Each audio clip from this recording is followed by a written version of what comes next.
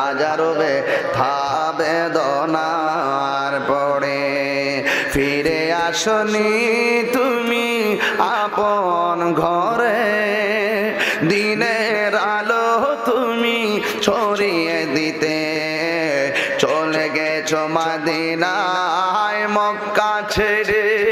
হে রাসূল তোমাকে ভুলি আমি কেমন করে, বলেন না হে রাসূল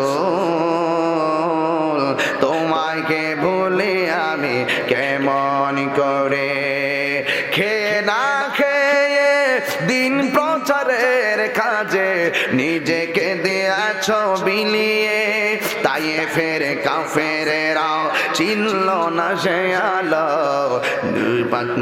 রক্ত জড়ালো তোমারই বদনে। কথা বলেন ঠিক কিনা? খেয়ে না খেয়ে দিন প্রচারের কাজে নিজেকে দিয়েছো বিলিয়ে, তায়েফের কাফেরেরা চিনল না আলো, দুষ্ট ছেলেদের পিছু দিল লেলিয়ে। পাথরের আঘাতে ক্ষত বিক্ষত হয়ে সারা শরীর থেকে রক্ত ঝরে। হে রাসূল তোমাকে ভুলি আমি কেমন করে।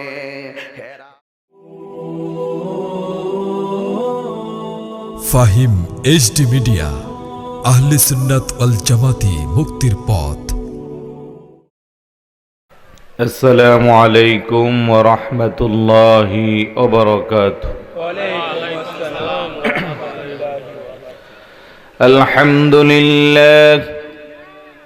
আলহামদুলিল্লাহি রাব্বিল আলামিন والعاقبة للمتقين والصلاة والسلام على أشرف الأنبياء والمرسلين وعلى آله وأصحابه وأهل بيته وعترته وعلماء أهل سنته وأولياء أمته الراشدين المرشدين. أما بعد فقد قال الله تعالى في كلامه المجيد. সকলে জবান খুলে পড়ি আউযু বিল্লাহি মিনাশ শাইতানির রাজীম। বিসমিল্লাহির রহমানির রহিম। يثبت الله الذين آمنوا بالقول الثابت في الحياة الدنيا وفي الآخرة ويضل الله الظالمين ويفعل الله ما يشاء. صدق الله مولانا العظيم وصدق رسوله النبي الحبيب الأمين. وقال تعالى في شان حبيبه مخبرا وآمرا إن الله وملائكته يصلون على النبي يا أيها الذين آمنوا صلوا عليه وسلموا تسليما اللهم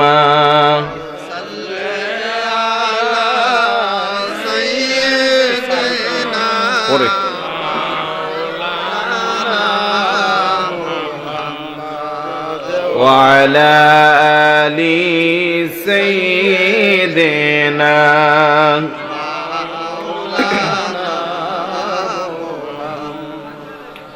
এ দুনিয়া পরে রবে আমরা একদিন থাকিব না সবাই মোদের ভুলে যাবে নবীজি আপনি ভুলবেন না আল্লাহুম্মা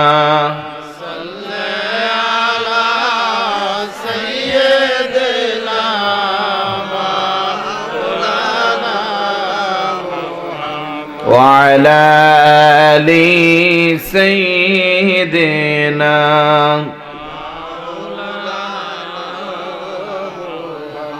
আল্লাহ নিজে আশিক হইয়া দোস্তি করেন যার সাথে নামের সাথে নাম মিশায়া দেখে নাচে কালমাতে আল্লাহুম্মা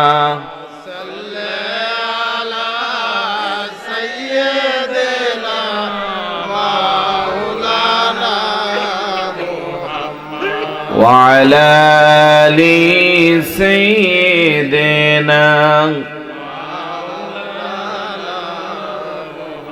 بلغ العلا بكماله كشف الدجى بجماله حسنت جميع خصاله يا مصطفى والمجتبى ارحم على عصياننا مجبورة أعمالنا طمعا وذنبا والظلم بلغ العلا بكماله كشفت بجماله حسنت جميع خصاله دعا إلى الله فالمستمسكون به مستمسكون بحبل غير منفصم بلغ العلا بكماله كشفت الدجى بجماله حسنت جميع خصاله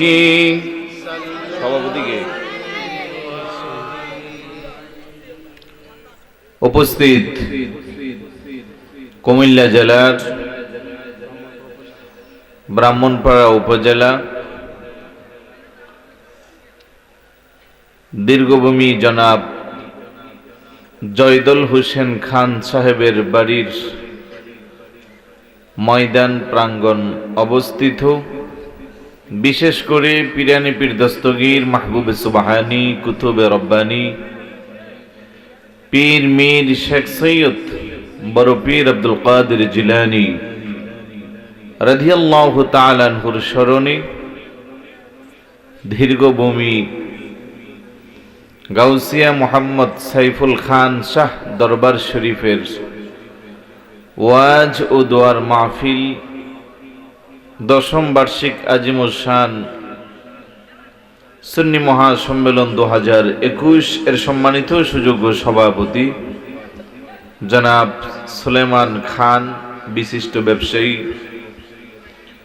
প্রধান অতিথি হাজী মোহাম্মদ জসিমউদ্দিন, চেয়ারম্যান সদর ইউনিয়ন পরিষদ ব্রাহ্মণপাড়া, প্রধান আকর্ষণ পীরজাদা মুফতি হজরত মৌলানা জুবাইর আহমদ ফাতিহি বিন হুসাইনি, খতিব দীর্ঘভূমি কেন্দ্রীয় জামি মসজিদ। আলোচনা করেছেন বিশিষ্ট আলেম দ্বীন হজরত মৌলানা হাফিজ মোহাম্মদ সাইফুল ইসলাম চিশতি, সাদিকপুরি ভিলগড় দরবার শরীফ বিবাড়িয়া।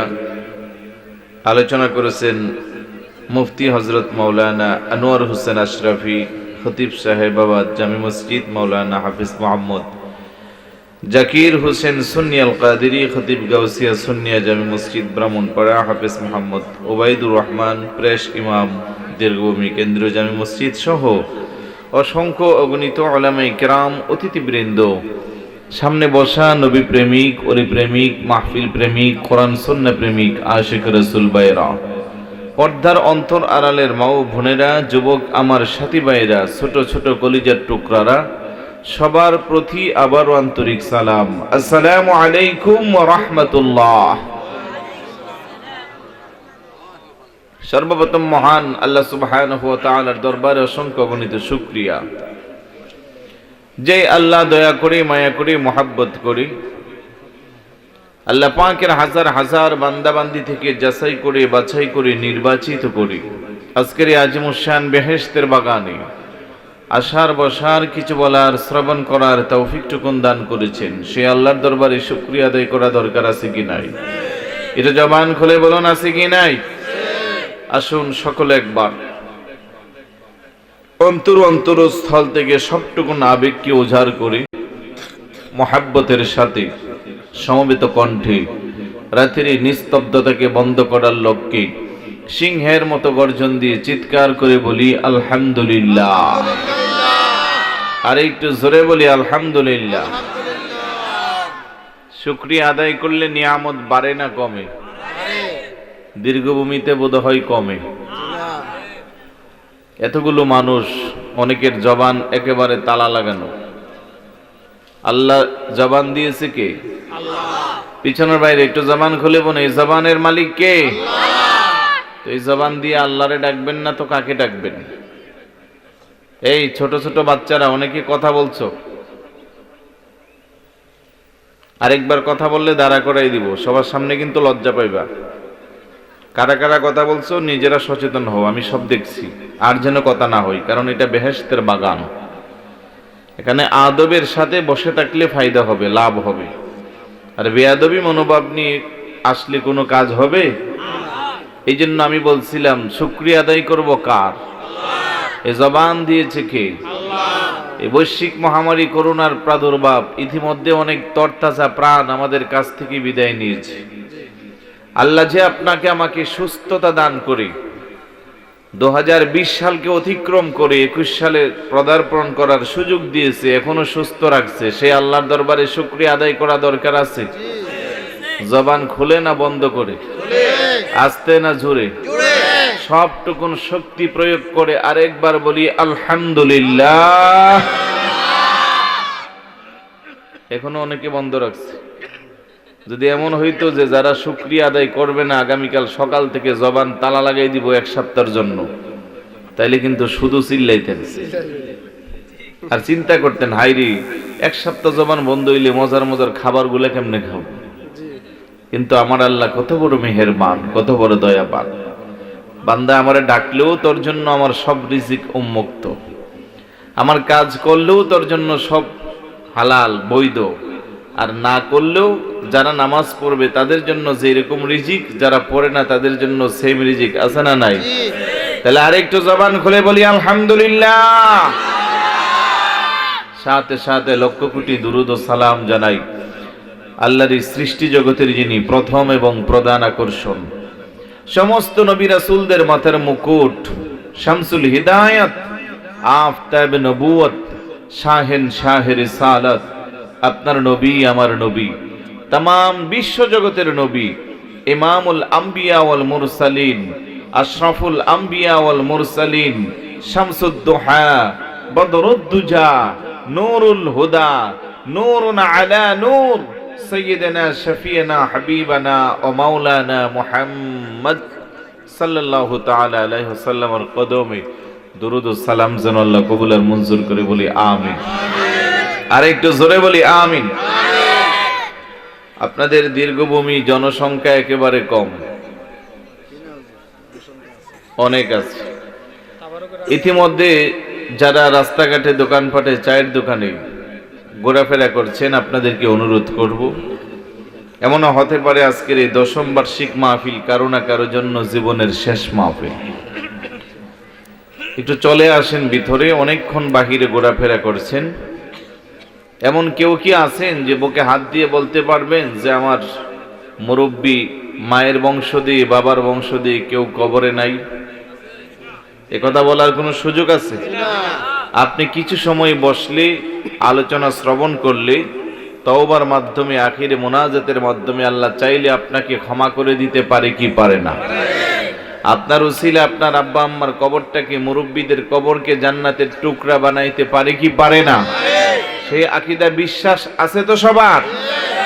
আল্লাহ যেন সকলকে আসার তৌফিক দান করে। আরেকটু জোরে বলি মাস্টার রুহুল আমিন সাহেব, আপনারা চিনেন তো সবাই না?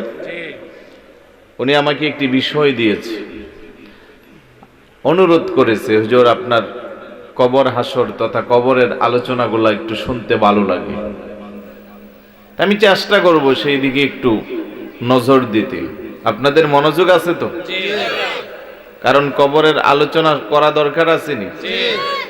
এই পৃথিবীতে চিরস্থায়ী থাকা যাবে? সবকিছু শেষ হইলে পরে আমাদেরকে পাঠাবে কোথায়? ওই কবর থেকে আমল ভালো হলে কেউ জান্নাতে, আমল খারাপ হলে কেউ জাহান্নামে। তাই আবারও অনুরোধ করব, সবাই চলে আসেন।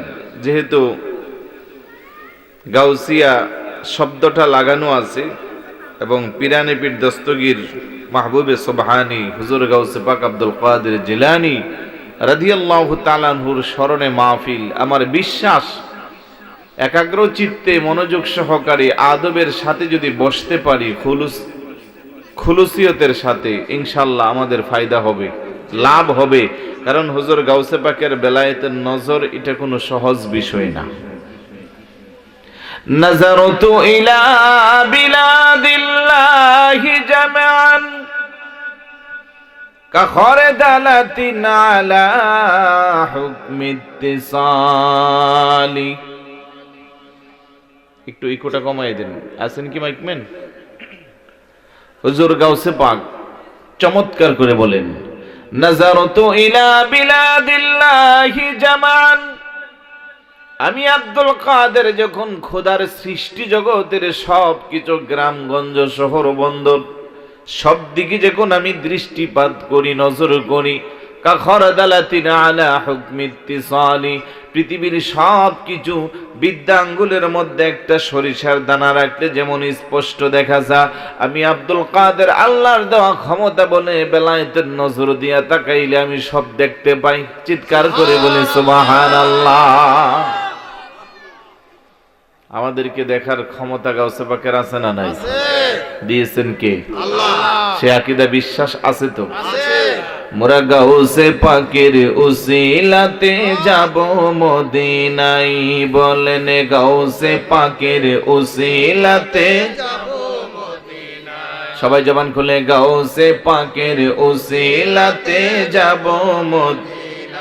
এসেছি সকলে নবীর দিদারের আশায়, বলেন এসেছি সকলে নবীর দিদারের আশায়, গাউসে পাকের উসিলাতে যাব মদিনায়। আমরা পীর মুর্শিদের উসিলাতে যাব মদিনায়, বলেন ওলি আল্লাহর উসিলাতে যাব। গাউসে পাক হয়েছেন যিনি নবীজির আদরের তিনি, গাউসে পাক হয়েছেন যিনি মা ফাতেমার নয়নে মনি, মা ফাতেমার নয়নে মনি, বাগদাদে ঘুমাই, গাউসে পাকের উসিলাতে যাব। সবাই জবান খুলে বলো না, গাউসে পাকের উসিলাতে এসেছি সকলে নবীর দিদারের আশায়, বলেন এসেছি সকলে নবীর দিদারের আশায়, গাউসে পাকের উসিলাতে আমরা পীর মুর্শিদের উসিলাতে ওলিদের শিরোমণি মাহবুব সুবহানি তিনি, ওলিদের শিরোমণি মাহবুব সুবহানি তিনি, কুতুবে রাব্বানি যাকে, কুতুবে রাব্বানি যাকে বানাইছেন আল্লাহ, গাউসে পাকের উসিলাতে এই মোরা পীর মুর্শিদের উসিলাতে বললেন এসেছি সকলে নবীর দিদারের আশায়, বললেন এসেছি সকলে নবীর দিদারের আশায়, গাউসে পাকের উসিলাতে আই আমরা ওলি আল্লাহর উসিলাতে, গাউসে পাকের ভক্ত যারা নবীজির মেহমান তারা, গাউসে পাকের ভক্ত যারা নবীজির মেহমান তারা, নবীজির উসিলাতে, নবীজির ওলি হওয়া যায়, গাউসে পাকের উসিলাতে এই মোরা ওলি আল্লাহর উসিলাতে এসেছি সকলে নবীর দিদারের আশায়, বলেন এসেছি সকলে নবীর দিদারের আশায়, গাউসে পাকের উসিলাতে যাব মদিনায়, আমরা ওলি আল্লাহর পীর মুর্শিদের উসিলাতে যাব মদিনায়। আলহামদুলিল্লাহ বলবেন না? মদিনা যাওয়া দরকার আছে নি? ভালো লাগতে আছে? যেহেতু গাউসিয়া দরবার একটু গাউসে পাকের শান দিয়ে শুরু করলে ভালো হয়। যেহেতু হুজুর গাউসে পাক আব্দুল কাদের জিলানী রাদিয়াল্লাহু তাআলা আনহুর স্মরণের মাহফিল, ওইখান থেকে রুহানি ফয়েজ না আসলে মাহফিল কবুল হবে না। আর একটু জোরে বলুন, হবে না? একটু আমাকে রেসপন্স করবেন জবান দিয়ে সবাই।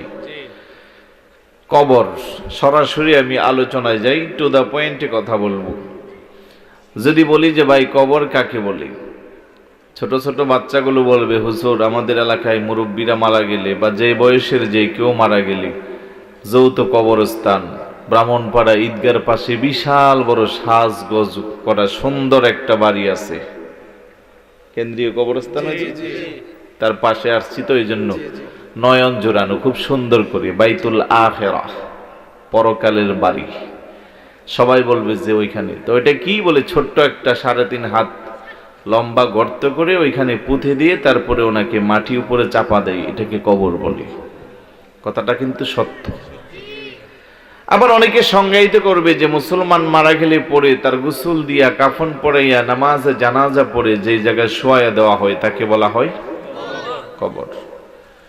অনেকে বলবে যে মানুষ এই দেহ থেকে প্রাণ পাখিটা উড়াল দিয়ে চলে গেলে শেষ নিঃশ্বাস ত্যাগ করার পরে তাকে যেই জায়গায় সমাধি করা হয় তাকে বলা হয় কবর। আমরা যারা মুসলমান আমাদেরকে কবরে দাফন করা হয়।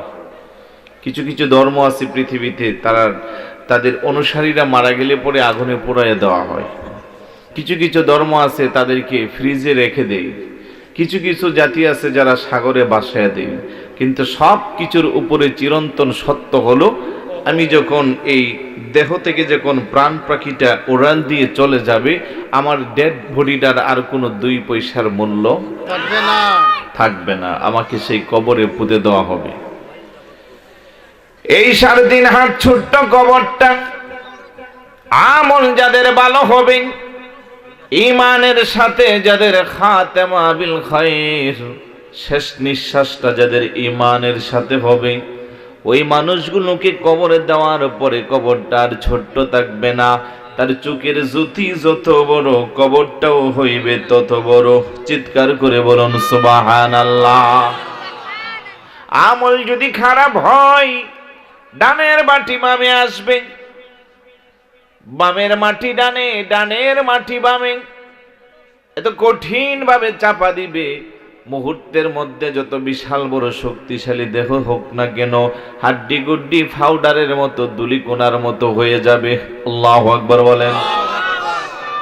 এই কবরের পানে যাই আপনার নবী, আমার নবী, কোন একটা নামাজে জানাজা শেষ করে যখন ফিরলেন, সাহাবাদেরকে সঙ্গে নিয়ে কবরের পাশে যাইয়া নবী আমার চোখের পানি ছেড়ে কান্না করে, হাদিসের রাবী বর্ণনা করে এমন বেশি করে হুজুরের চোখ দিয়া পানি আসছে, মনে হয় যেন চোখের পানি দিয়া কবরের পাটটা ভিজে গেছে। আল্লাহু আকবার বলেন। সাহাবারা জিজ্ঞাসা করে, ইয়া রাসূলুল্লাহ, ইয়া হাবিবাল্লাহ, এত বেশি করে কেন আপনি কবরের মধ্যে কান্না করছেন? আমার নবী ডাক দেখো, উম্মত, এই কবর প্রত্যেকটা দিন অনেক ভাবে তোমাকে আমাকে ডাকে, ডাক দেয়া বলে, রে দুনিয়ার মানুষ, আমি কবরের পাশে দিয়ে তুই হেঁটে যাস, অহংকার তাকাব্বুরে আমি দুনিয়া বেঁচে তুই দুনিয়াতে চলিস, তোর কি একবারও মনে পড়ে না তোর হায়াতের বাজেট যখন শেষ হয়ে যাবে, আমি অন্ধকার ঘরের মধ্যে তোকে আসতে হবে। আমি বড় অন্ধকার ঘর, আমি বড় ভয়ঙ্কর ঘর, আমার মধ্যে পোকা মাকড় বিষাক্ত কীট পতঙ্গ রয়েছে, আমার মধ্যে বিষাক্ত সর্প রয়েছে। রে বান্দা, আমার উপর দিয়া তুই চলে যাস, আমার মাটির মধ্যে তুই অহংকার তাকাব্বুরি করে হাঁটিস, তোর কি মনে পড়ে না তোর একদিন আমার কাছে চলে আসতে হবে? আমার নবী ডাক দেখো, সাহাবারা এইভাবে কবরটা সারাদিন তোমাদেরকে ডাকে। ওই কবরের মধ্যে যে কি আযাব হয়, দুনিয়ার মানুষ আর জিন জাতি ছাড়া অন্যান্য কীট পতঙ্গ পশু পাখিগুলো তা অনুধাবন করতে পারে। দুনিয়ার মানুষ যদি কবরের আযাব অনুধাবন করতে পারত, দুনিয়াদারি সব ছাইরা সবাই আল্লাহর প্রেমে পাগল পারা হইতো। চিৎকার করে বলুন সুবহানাল্লাহ। মাঝে মধ্যে যৌথ কবরস্থানে দেখবেন গরু, বকরি, ছাগলগুলো যখন ঘাস খায়, হঠাৎ করে লেজ গুটাইয়া দৌড় মারে। দূর থেকে মুরব্বীরা চিন্তা করে ব্যাপারটা কি, এমন দৃশ্য কেন দেখাইলো? তার ব্যাখ্যাটা এইভাবে দেওয়া যা, ওই কবরের ভিতরে যে আযাব চলে, ওই আযাবের কারণে কবরবাসী যে কান্নাকাটি করে আওয়াজ দেয়, মানব জাতি আর জিন জাতি শুনতে পায় না, পশু পাখি ঠিকই শুনতে পারে। আর বিকট আওয়াজ যখন পশু পাখির কানে আসে, তখন লেজ গুটায় আসে, ওই কবর থেকে পালায়। আল্লাহু আকবার বলেন। আমরা মানুষ হয়ে আজকে এত বড় পাগল হইলাম দুনিয়া নিয়া, দুনিয়া নিয়া পাগল হইলাম, ওই কবরের কথা আমাদের স্মরণ রইল না। কিন্তু ওই কবর কাউকে ছাড় দিবে না। আমল যদি খারাপ হয়, ওই কবরটা বড় ভয়ঙ্কর হবে। এই জন্য আমার নবীকে, উম্মত, এই দুনিয়াতে আনন্দ চিত্তে বসবাস করো, এই দুনিয়ার সব কিছুর ভোগ বিলাসে তুমি ব্যস্ত হইয়া কবর কি বলে যাও? তোমার কি সেই কবরের কথা স্মরণ পড়ে না, যেই কবর তোমার আমার আসল ঠিকানা? কথা বলেন ঠিক কিনা? আমার নবী বড় দুঃখ করে বলে, সায়াতি আলা উম্মতি জামানুন ইউহিব্বুনাল খামসা ওয়া ইয়ানসাউনাল খামসা, ইউহিব্বুনাল হায়াত ওয়া ইয়ানসাউনাল মাউত, ইউহিব্বুনাল কুসুর ওয়া ইয়ানসাউনাল কুবুর, ইউহিব্বুনাল মাল ওয়া ইয়ানসাউনাল হিসাব, ইউহিব্বুনাল খালক ওয়া ইয়ানসাউনাল খালিক। আমার নবীকে চিরে এমন একটা সময় আসবে, আমার উম্মত গুলো 5টা জিনিসকে ভালোবাসবে আর 5টা জিনিসকে ভুইলা যাইবে। এই হাদিসের ব্যাখ্যা যখন জানবেন, দেখবেন সবটুকুন এখন আমাদের সমাজে বিরাজমান। আল্লাহু আকবার বলেন। আমার নবীকে 5টা জিনিসকে বলবে, 5টা জিনিসকে তারা ভালোবাসবে। 1 নম্বরে ইউহিব্বুনাল হায়াত ওয়া ইয়ানসাউনাল মাউত। হায়াতকে তারা ভালোবাসবে, মরণের কথা তারা ভুলে যাইবে। এই সময়ে আমরা দেখতে পাই সবাই হায়াত নিয়ে পাগল। কথা বলেন ঠিক কিনা? কার চেয়ে কে বেশি দিন বাঁচতে, কার চেয়ে কার হায়াতটাকে লম্বা করা যাবে, এই প্রতিযোগিতা আমাদের মধ্যে আছে না নাই? অসুস্থ হইলে পরে লক্ষ লক্ষ টাকার চিকিৎসা করা হয়, জমি জামা বাড়িঘর বিক্রি করা হয়, দোকানপাট বিক্রি করা হয়। বলে কেন কেন? কোনো একটাই উদ্দেশ্য, চিকিৎসা দিয়ে সুস্থ হয়ে বেঁচে থাকা। কিন্তু আপনাকে আমাকে মনে রাখতে হবে, কারো হায়াত 50, কারো 60, কারো 70, কারো 100, কারো 150, সর্বশেষ একদিন মরণ আছে না নাই? আর একটু জোরে বলুন, আছে না নাই? কিন্তু সেই মরণের কথা কিন্তু আমাদের স্মরণ হয় না। আমার নবীকে মরণের কথা আমার উম্মত গুলো ভুলে যাইবে। বর্তমানে কবরের পাশে দিয়ে হেঁটে যায়, তাও একটু করে চিন্তা হয় না যে কবর আমার আসল ঠিকানা। বরং কবরের পাশে দিয়ে হেঁটে যাই। বহু যুবক ভাই হিন্দি গান গায়, বহু ভাই আবার সিগারেট টেনে টেনে পর্যন্ত যায়। কথা বলেন ঠিক কি না? এর ইমানদার মুসলমান ভাই, আল্লাহকে যদি ভয় করো, নবীকে যদি মোহাব্বত করো, পরকালকে যদি তুমি বিশ্বাস করো, তোমাকে আমাকে মাথায় রাখতে হবে ক্ষণস্থায়ী পৃথিবীটা চিরস্থায়ী নয়। একদিন হঠাৎ করে হায়াতের বাজেটটা শেষ হয়ে যাবে, তখন আর কেউ চাইলেও তোমাকে আমাকে দুনিয়াতে রাখতে পারবে না। যেই দুনিয়ার ক্ষমতার জন্য আজকে পাগল হয়ে গেলাম, যেই দুনিয়ার ইজ্জত সম্মানের জন্য আজকে পাগল হয়ে গেলাম, যেই দুনিয়ার যশ খ্যাতির জন্য আজকে আল্লাহকে ভুলে গেলাম, এই দুনিয়া একদিন তোমাকে আমাকে ধিক্কার জানাইবে।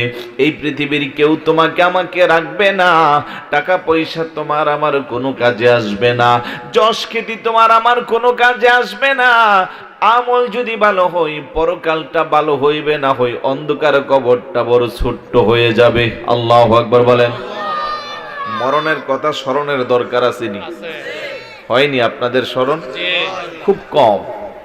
মরণের কথা যদি স্মরণ হইতো, এত বেশি অন্যায় জুলুম নির্যাতন সমাজে আর দেখা যাইত না। 1 বিঘা জমির জন্য আপন ভাই ভাইয়ের পেটে ছুরি মারে, আছে না নাই? 500 টাকা 1000 টাকার জন্য একজন মানুষ আরেকজন মানুষকে মেরে ফেলে। কোথায় গেল আমাদের মনুষ্যত্ব? আমরা সৃষ্টির সেরা আশরাফুল মাখলুকাত। আকল, জ্ঞান, বুদ্ধি আমাদেরকে আল্লাহ সবার চেয়ে বেশি দিয়েছে। আমরা চতুষ্পদ জন্তু নয় যে যখন যা ইচ্ছা তা করব। এই জন্য চতুষ্পদ জন্তুর কোনো হিসাব নাই, আল্লাহর দরবারে হিসাব আছে জিন আর মানুষের। কথা বলেন ঠিক কিনা? আল্লাহ কমা খালাকতুল জিন্না ওয়াল ইনসা ইল্লা লিয়াবুদুন, আমি মানুষ এবং জিন জাতিকে সৃষ্টি করেছি আমার ইবাদতের জন্য। মরণ থেকে বাঁচতে পারবেন? এটা আওয়াজ দেয়া বলুন তো। এই যে এখানে আসছেন, কেউ কি আছেন যে হুজুর এটা তো মাত্র 10তম বার্ষিক, আমি তো পোলাপাইন মানুষ, বয়স একেবারে তরতাজা, অন্তত আরো 20 বছর আমার হায়াত থাকবে? আছেননি কেউ? 10 বছর, 5 বছর, কয়দিন? এই তো আপনি বলছেন 1 সেকেন্ডেরও ভরসা নাই। এটা বিশ্বাস করেন তো সবাই?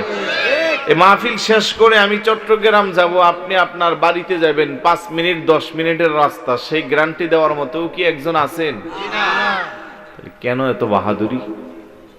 কিসের এত অহংকার? কিসের এত তাকাব্বুরি? আজকে শক্তের কাছে নরমের পিছানো হচ্ছে। ক্ষমতা যার একটু বেশি, তার অত্যাচারে দুর্বল মানুষটা জর্জরিত হচ্ছে। শক্তি যার বেশি, তার শক্তি অন্যায় পথে কাজে লাগাচ্ছে। এমন দৃষ্টান্ত আছে না নাই? 1 সেকেন্ডের কোনো ভরসা নাই। চোখেরই পলকে তুমি হতে পারো লাশ। চোখের পলক বুঝেন কি? মুরব্বীরা বুঝে না, পোলাপেনে বুঝে। চোখেরই পলকে তুমি হতে পারো লাশ, চিরতরে বন্ধ হবে তোমারি নিঃশ্বাস, হবে এলানে তোমারি নাম মসজিদের মাইকে, বাড়িওয়ালা নাই রে বাড়ি, বাড়িওয়ালা নাই রে বাড়ি, তোমার বয়ে থাকতো মানুষ ছিল বাহাদুরি, বাবুনি হাওয়ায় ওরা তুমি যে রঙিন ঘুড়ি, সুতুই টান দিলে মালিক সুতুই টান দিলে মালিক পারবে না থাকিতে, বাড়িওয়ালা নাই রে বাড়ি নাই রে দুনিয়াতে, বাড়িওয়ালা নাই রে বাড়ি, চোখেরই পলকে তুমি হতে পারো লাশ, চিরতরে বন্ধ হবে তোমারই নিঃশ্বাস, হবে এলান তোমারই নাম মসজিদের মাইকে, বাড়িওয়ালা নাই রে বাড়ি, বাড়িওয়ালা নাই রে বাড়ি। আমার ভাইরা বাবারা, একটা চোখের ফলক দেওয়ার যেখানে আপনার আমার কোনো গ্যারান্টি নাই, এতটুকুন ক্ষমতা শক্তি আল্লাহ আপনাকে আমাকে দেয় নাই। আমার আল্লাহ যে কত বড় শক্তিবান, আমরা আল্লাহকে চিনি না, সেই জন্য আমরা ব্যর্থ। একটা ছোট্ট মহামারী করোনা ভাইরাস, যাকে চোখে দেখা যায় না, স্পর্শ করা যায় না, বিজ্ঞান বলে গোটা পৃথিবীর সমস্ত করোনা ভাইরাসের ওজন মাত্র 1 গ্রাম। আল্লাহু আকবার বলেন। অদৃশ্য এক মহাশক্তি আমার আল্লাহ দিল। কত রাজা প্রজা, কত ক্ষমতাধর শক্তিশালী ব্যক্তি করোনা ভাইরাসের ভয়ে রাজপ্রাসাদে যে ঢুকছে আজকে পর্যন্ত বের হয় নাই, এমন দৃষ্টান্ত আছে না নাই? আর একটু জোরে বলুন, আছে না নাই? ও আমার আল্লাহ, তুমি কত বড় শক্তিশালী, কত বড় মহিয়ান, না জানে তোমার ক্ষমতা কত বেশি। এমন একটা ছোট্ট ভাইরাস দিলা যারে চোখে দেখা যায় না, যাকে দৃশ্য অনুধাবন করা যায় না, পরিমাপ করা যায় না, তারপরও হাজার হাজার মানুষ তার ভয়ে আতঙ্ক। না জানে তুমি আল্লাহর ক্ষমতা পাওয়ার কত বেশি। আল্লাহু আকবার বলেন। এরে মানুষ, মাঝে মধ্যে আল্লাহ আযাব দে, গজব দে আমাদেরকে পরীক্ষা করার জন্য।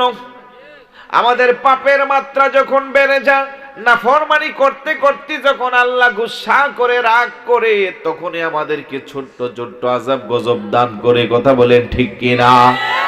করোনার চেয়ে আরো বড় গজব আল্লাহ দিতে পারে কি পারে না?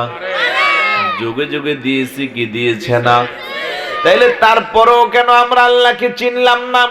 তারপরেও কেন আমরা আল্লাহকে বইলা দুনিয়া নিয়ে পাগল হয়ে গেলাম? ওই মরণের কথা আমরা ভুইলা দুনিয়া নিয়ে পাগল হয়ে গেলাম। আমার আল্লাহ কো ইদা জা আজালুহুম লা ইস্তাখিরুনা সাআতাও ওয়া লা ইস্তাকদিমুন। জবান খুলে বলি আল্লাহু আকবার। যখন মালাকুল মউত চলে আসবে, একটা সেকেন্ডের জন্য আপনাকে আমাকে সুযোগ দিবে? ডানের কদম বামে নেওয়া যাবে না, পিছনের কদম সামনে নেওয়ার সুযোগ নাই। যেই মাত্র মালাকুল মউত আল্লাহর হুকুমে চলে আসবে, এখান থেকে উঠে সামনে যাওয়ারও কোনো সুযোগ নাই। অনেকে কয় হুজুর আমার বাড়ি খুব মজবুত করে বানাইছি, রড দিছি হুজুর 20 টনের জায়গা 40 টন। কেন দিছেন? ভূমিকম্প, ঘূর্ণিঝড়, কোন ধরনের প্রাকৃতিক দুর্যোগ যেন আমারে না মারতে পারে। নাউজুবিল্লাহ বলবেন না? আপনাকে মারার জন্য নামি দামি বিল্ডিং ঘর বাঁচাইতে পারবে? 60টা সিন্ধুকের ভিতরে যদি লুকিয়ে থাকেন পারবে? বাঁচাইতে পারবে? যদি আপনি আকাশে একটা মই লাগাইয়া উপরে লুকাইয়া থাকেন পারবে?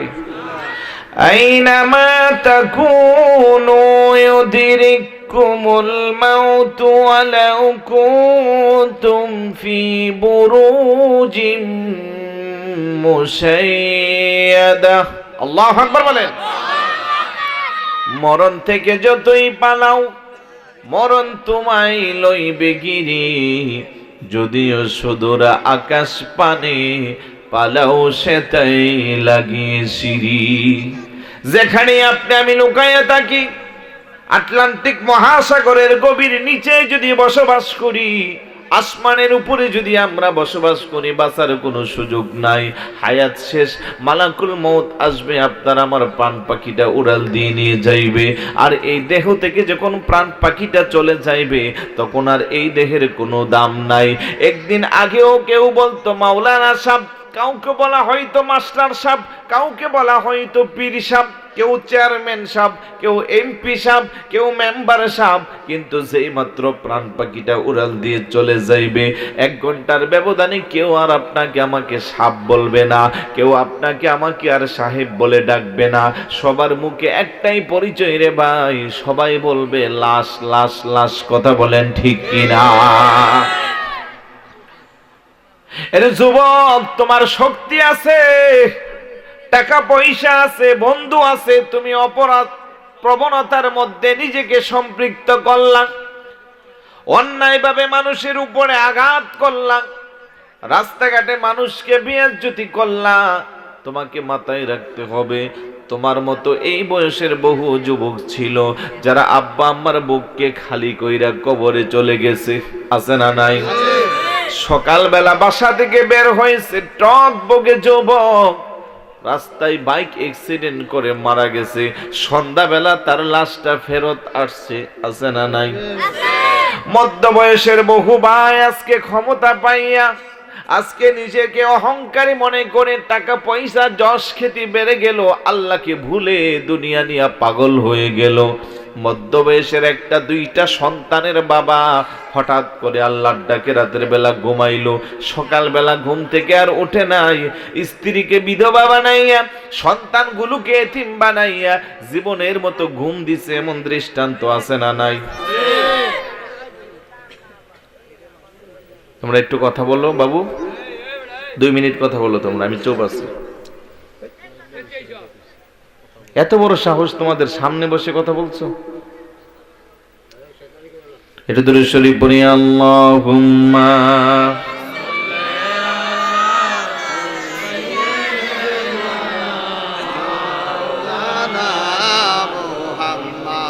ওয়ালা আলি সাইয়্যিদিনা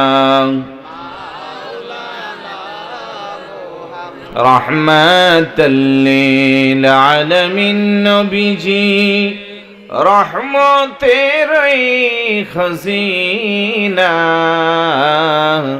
যার কদমের দলিলে গে ইসরবে হইল মদিনা।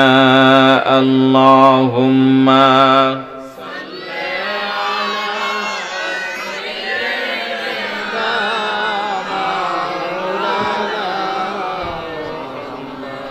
وعلى آل سيدنا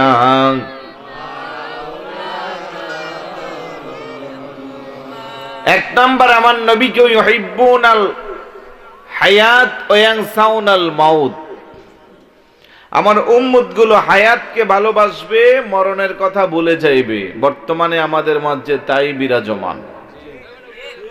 আমরা হায়াত নিয়ে ব্যস্ত হয়ে গেছি, মরণের কথা ভুলে গেছি। অথচ চিরন্তন সত্য হলো আপনাকে আমাকে একদিন কুল্লু নাফসিন যায়িকাতুল, প্রত্যেক প্রাণীকে মৃত্যুর স্বাদ গ্রহণ করতে হবে। 2 নম্বরে আমার নবীকে ইউহিব্বুনাল দুনিয়া ওয়া ইয়ানসাউনাল আখিরাহ। উম্মতগুলো দুনিয়াকে ভালোবাসবে, আখিরাতকে ভুলে যাইবে। আজকে আমাদের মধ্যে তা বিরাজমান। আমরা দুনিয়া নিয়ে পাগল, আমরা পরকালের কথা আখিরাতের কথা ভুলে গেলাম। একটিবারের জন্য চিন্তা করলাম না এই দুনিয়াটা ক্ষণস্থায়ী, আর পরকালটা হইল আপনার আমার চিরস্থায়ী। আর দুনিয়া মাজরাতুল আখিরাহ, দুনিয়াকে বলা হয় আখিরাতের ক্ষেত স্বরূপ।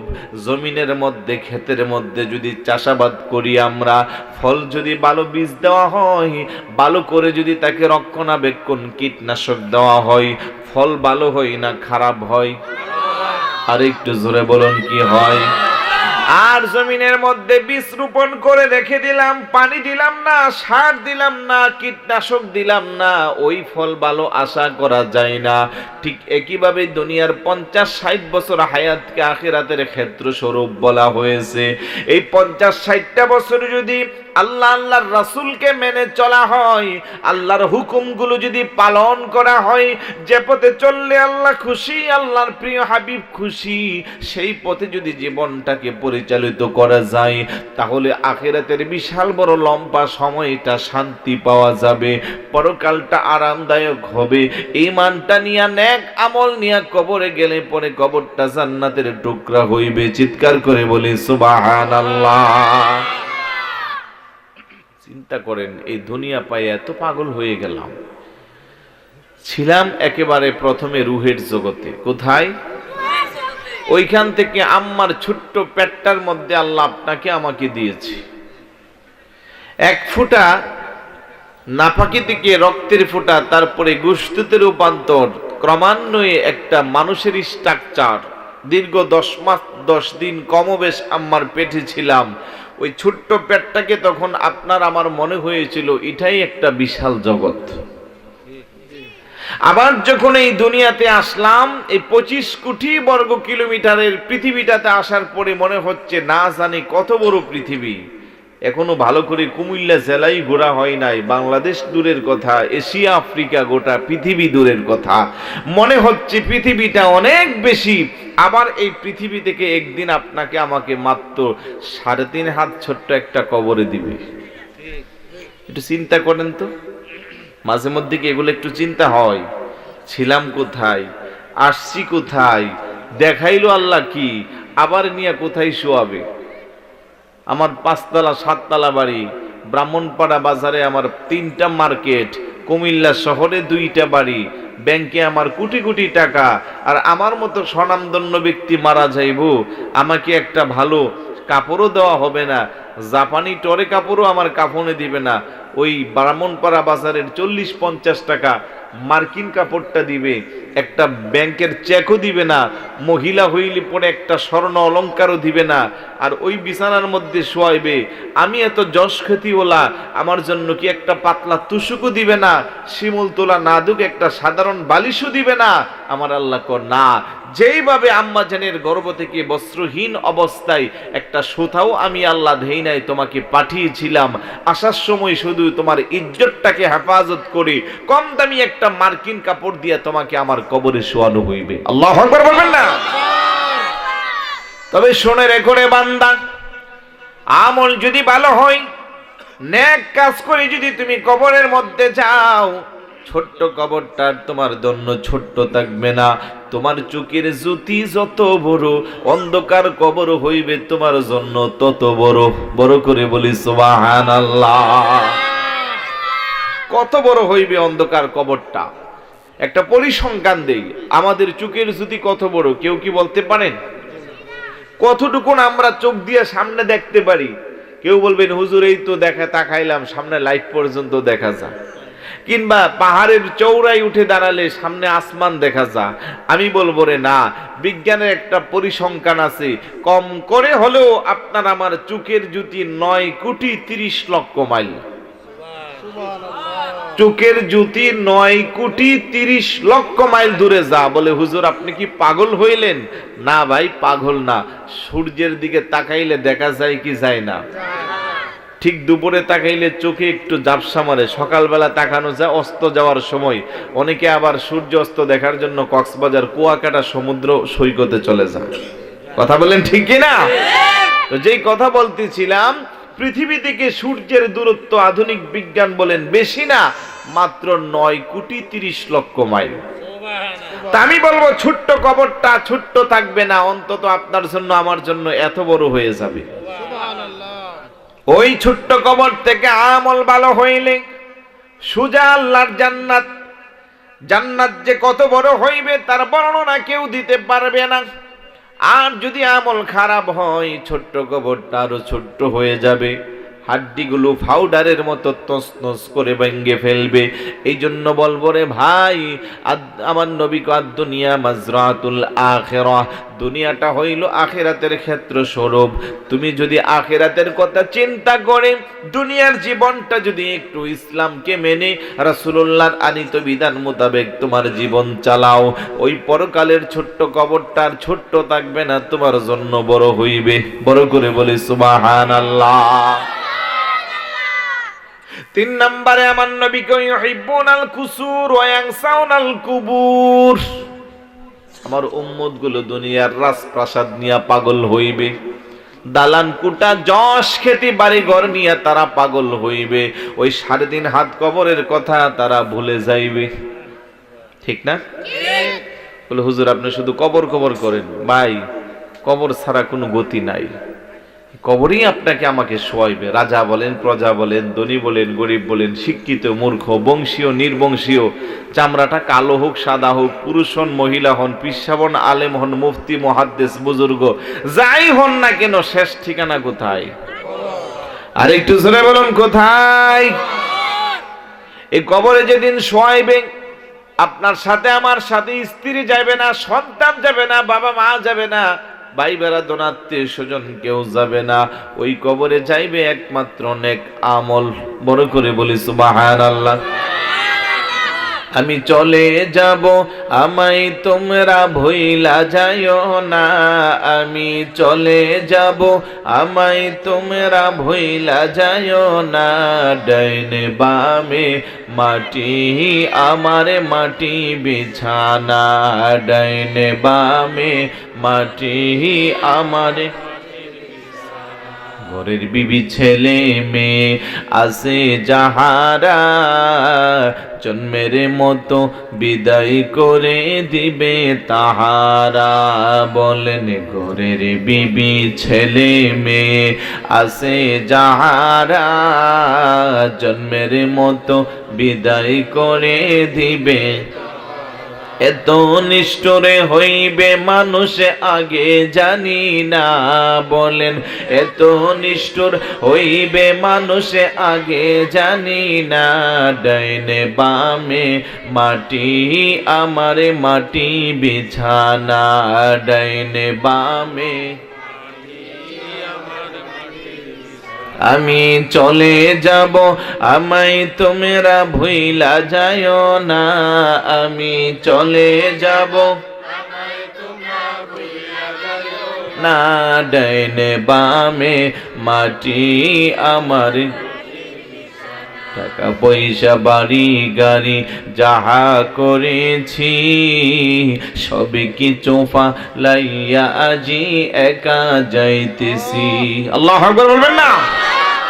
টাকা পয়সা বাড়ি গাড়ি যাহা করেছি, সবে কিছু ফালাইয়া আজি একা যাই। শেষে বুঝলাম এই দুনিয়ার কেহ আপন না। বলেন শেষে বুঝলাম এই দুনিয়ার কেহ আপন না। ডাইনে বামে মাটি, আমার মাটি বিছানা। ডাইনে বামে আমি চলে যাব, আমায় তোমরা ভুইলা যাইও না। আমি চলে যাব, ডাইনে বামে মাটি, আমার মাটি বিছানা। ডাইনে বামে আমার ভাইরা বাবারা, আমার নবী কো আমার উম্মত গুলো দুনিয়ার রাজপ্রাসাদের পাগল হইবে, অথচ আসল ঠিকানা কবরের কথা বলে যাইবে। এই সময়ে আমাদের মধ্যে এই অবস্থা আছে না নাই? আওয়াজ দিয়ে বলুন আছে না নাই? 4 নম্বরে আমার নবী কো ইউহিব্বুনাল মাল ওয়া ইয়ানসাউনাল হিসাব। আমার উম্মত গুলো দুনিয়ার টাকা পয়সাকে ভালোবাসবে, তাদের নেক আমলের কথা, পরকালের হিসাবের কথা তারা ভুলে যাইবে। ব্যবসা করেন, বাণিজ্য করেন, চাকরি করেন, যাই করেন, প্রত্যেকদিন শোয়ার আগে সারা দিনের হিসাব চলে। আজকে ব্যবসায় কয় টাকা লাভ হলো, ব্যবসা না মিলাইতে পারলে রাতের 8টা জায়গা দোকান 11টা বাজে বন্ধ করেন। ঠিক না বেঠিক? চমৎকার ভাবে হাদিসের ব্যাখ্যা মিলে যাচ্ছে। আমার নবী কো ইউহিব্বুনাল মাল, দুনিয়ার টাকা পয়সা সম্পদকে তারা ভুলে যাইবে। ওয়া ইয়ানসাউনাল হিসাব, পরকালের নেকি আমল কি করলাম সেই কথা তাদের মনে থাকবে না। প্রত্যেকটা ঈমানদার মুসলমান যদি প্রত্যেক দিন আশারের নামাজের পরে নামাজের মুসল্লায় বসে বসে চোখের পানিগুলো ছেড়ে ছেড়ে আল্লাহর কাছে ফরিয়াদ করত। আর সারা দিনের কয়টা মিথ্যা কথা বললাম, সারা দিনে কয়টা অপরাধ করলাম, কয়জন মানুষকে ঠকাইলাম, কয়জন মানুষের হক নষ্ট করলাম, কয়জন মানুষের মনে কষ্ট দিলাম, এই কথা চিন্তা করে করে যদি হিসাব করত, পরের দিন তার কাছ থেকে গুনাহের কাজ কমতো না বাড়তো? আর একটু জোরে বলুন, কমতো না বাড়তো? তারপরের দিন যদি আবার বিছানায় যাওয়ার আগে হিসাব করতো, আজকের দিনে কয়জনকে ঠগাইলাম, কয়জনকে কষ্ট দিলাম, তার হিসাব কমতো না বাড়তো? কমতো। এই জন্য আমার নবীকে উম্মত অন্তত দৈনিক 20 বার করে তোমরা কবরের কথা স্মরণ করো, 20 বার করে মরণের কথা স্মরণ করো। মরণের স্মরণ, কবরের স্মরণ তোমাকে দুনিয়া বিমুখ করে আল্লাহওয়ালা করতে পারে। আল্লাহু আকবার বলেন। কিন্তু আমাদের সেই টাইম নাই, আমরা দুনিয়া নিয়ে ব্যস্ত। একটা দোকান আছে তো কি করে 5টা করা যায়, ব্যবসা প্রতিষ্ঠান একটা আছে কি করে 10টা করা যায়। আমলের হিসাব নাই, আমলের হিসাব নাই, দুনিয়ার টাকা পয়সার হিসাব আমাদের মধ্যে বিরাজমান। কথা বলেন ঠিক কি না? কেমন হিসাবই আমরা, নামাজে দাঁড়াইলেও তো দুনিয়ার হিসাব হয়, ঠিক না? নামাজে দাঁড়াইছে ওইখানেও দোকানের হিসাব করে। এক বেচারা ইমাম সাহেব জোহরের নামাজ পড়াচ্ছে, কোনো কারণে 3 রাকাত পড়া সালাম ফিরিয়ে ফেলছে। এখন মুসল্লি কিছু কো, হুজুর নামাজ নতুন কিরা দৌড়াইয়া পড়েন। কেন? 3 রাকাত পড়ছেন। আর কিছু ইটটা কো, না হুজুর ওর কথা শুনলেন না, 4 রাকাত পড়ছেন। ইমাম সাহেব হুজুর পড়ছে কি বিপদের মধ্যে। কারণ সবাই যদি বলতো যে 3 রাকাত, তাইলে তা উনি নতুন করে না হয় আবার 4 রাকাত পড়াইয়া দিত। আর সবাই যদি বলতো 4 রাকাত, তাইলে ওনারও মনের ভিতরে সন্দেহটা থাকতো না, দূর হইতো। এখন কেউ কো 4 রাকাত, কেউ কো 3 রাকাত। ইমাম কো, আমি তো পড়লাম বিপদ। পিছনের থেকে একজন ডাক ডাক, এই হুজুর নামাজ আবার পড়াইয়া দেন, নামাজ 3 রাকাতই হইছে। এখন ইমাম সাহেব কো, উনি যেভাবে বড় গলা দিয়া শক্তভাবে বলতে আছে, ব্যাপারটা কি? এরা যে বলতে আছে, ওরা কিন্তু কেউ দুর্বল, কেউ সবল, কেউ কো 3 রাকাত, কেউ কো 4 রাকাত। আর পিছনের সৌদাগর নামি দামি মানুষ আর কি, ব্রাহ্মণপাড়া বাজারের বড় নামি দামি ব্যক্তি, হুজুর নামাজ পড়াইয়া দেন, আজকে 3 রাকাতই হইছে। আপনি কেমনে জানলেন? হুজুর কিছু মনে করেন না, ব্রাহ্মণপাড়া বাজারে আমার 4টা দোকান। আমি প্রত্যেক দিন জোহরের নামাজে দাঁড়াইয়া আমি হিসাব করি কোন দোকানে এই পর্যন্ত কয় টাকা বিক্রি হয়েছে। তো প্রত্যেক দিন আমি 4টা দোকানের হিসাব করি, আপনি সালাম ফিরান। আজকে উদ্ধার 3টা দোকানের হিসাব হয়েছে, লাস্টেরটার হিসাব করতে পারছি না, তার মানে আপনি 3 রাকাতই পড়ছেন। নাউজুবিল্লাহ বলবেন না? ইমাম সাহেব কো, তাইলে তো আমার 2 লাভ নাই, কারণ মুক্তাদি গুলমাল করলে এটার প্রভাবটা গিয়া ইমামের উপরে পড়ে। আপনি নামাজও দাঁড়ায় দাঁড়িয়ে দোকানের হিসাব করবেন, তো আমার তো ভুল হইবই। তা আমরা কেমন আল্লাহকে চাই, আল্লাহর কাজ করতে গিয়েও আমরা আল্লাহকে বইলা দুনিয়া নিয়ে পাগল। নাইলে মসজিদের মধ্যে মুসল্লি নামাজ পড়তে যা, ভালো জুতা থাকলে টেনশনে অনেকের নামাজ হয় না। কথা বলেন ঠিক কি না? ভালো জুতা থাকলে নামাজ পর্যন্ত হয় না। মসজিদের মধ্যে জুতা চুর, এটা বড় কলঙ্ক মুসলমান জাতির জন্য। এটা বড় লজ্জাদায়ক বিষয় যে পৃথিবীর সৃষ্টির সেরা আশরাফুল মাখলুকাত মানব জাতি আমরা, আমাদের ধর্ম শ্রেষ্ঠ, নবী শ্রেষ্ঠ, কোরআনুল কারীম শ্রেষ্ঠ, আমরাও শ্রেষ্ঠ। আর মসজিদের মতো পবিত্র জায়গায় নামাজ পড়তে যাই, ওইখানে এমন কোনো ওয়াক্ত নাই শহরের নামি দামি মসজিদে কয়েকজন এতিমের মতো দাঁড়াই থাকে না। ও পারক, কিরে ভাই? হুজুর মাত্র 3 দিন হয়েছে জুতাটি কিনছি, এউকো মাত্র কালকে কিনছি। একবারে নতুন জুতা 2000, 3000, 5000। তাহলে ওই জায়গাতেও আমরা সংশোধন হইতে পারলাম না, তো কেমনে আমাদের পরকালের বই আছে? কোন কবরের ভয় আছে? মরণের ভয় আছে? এক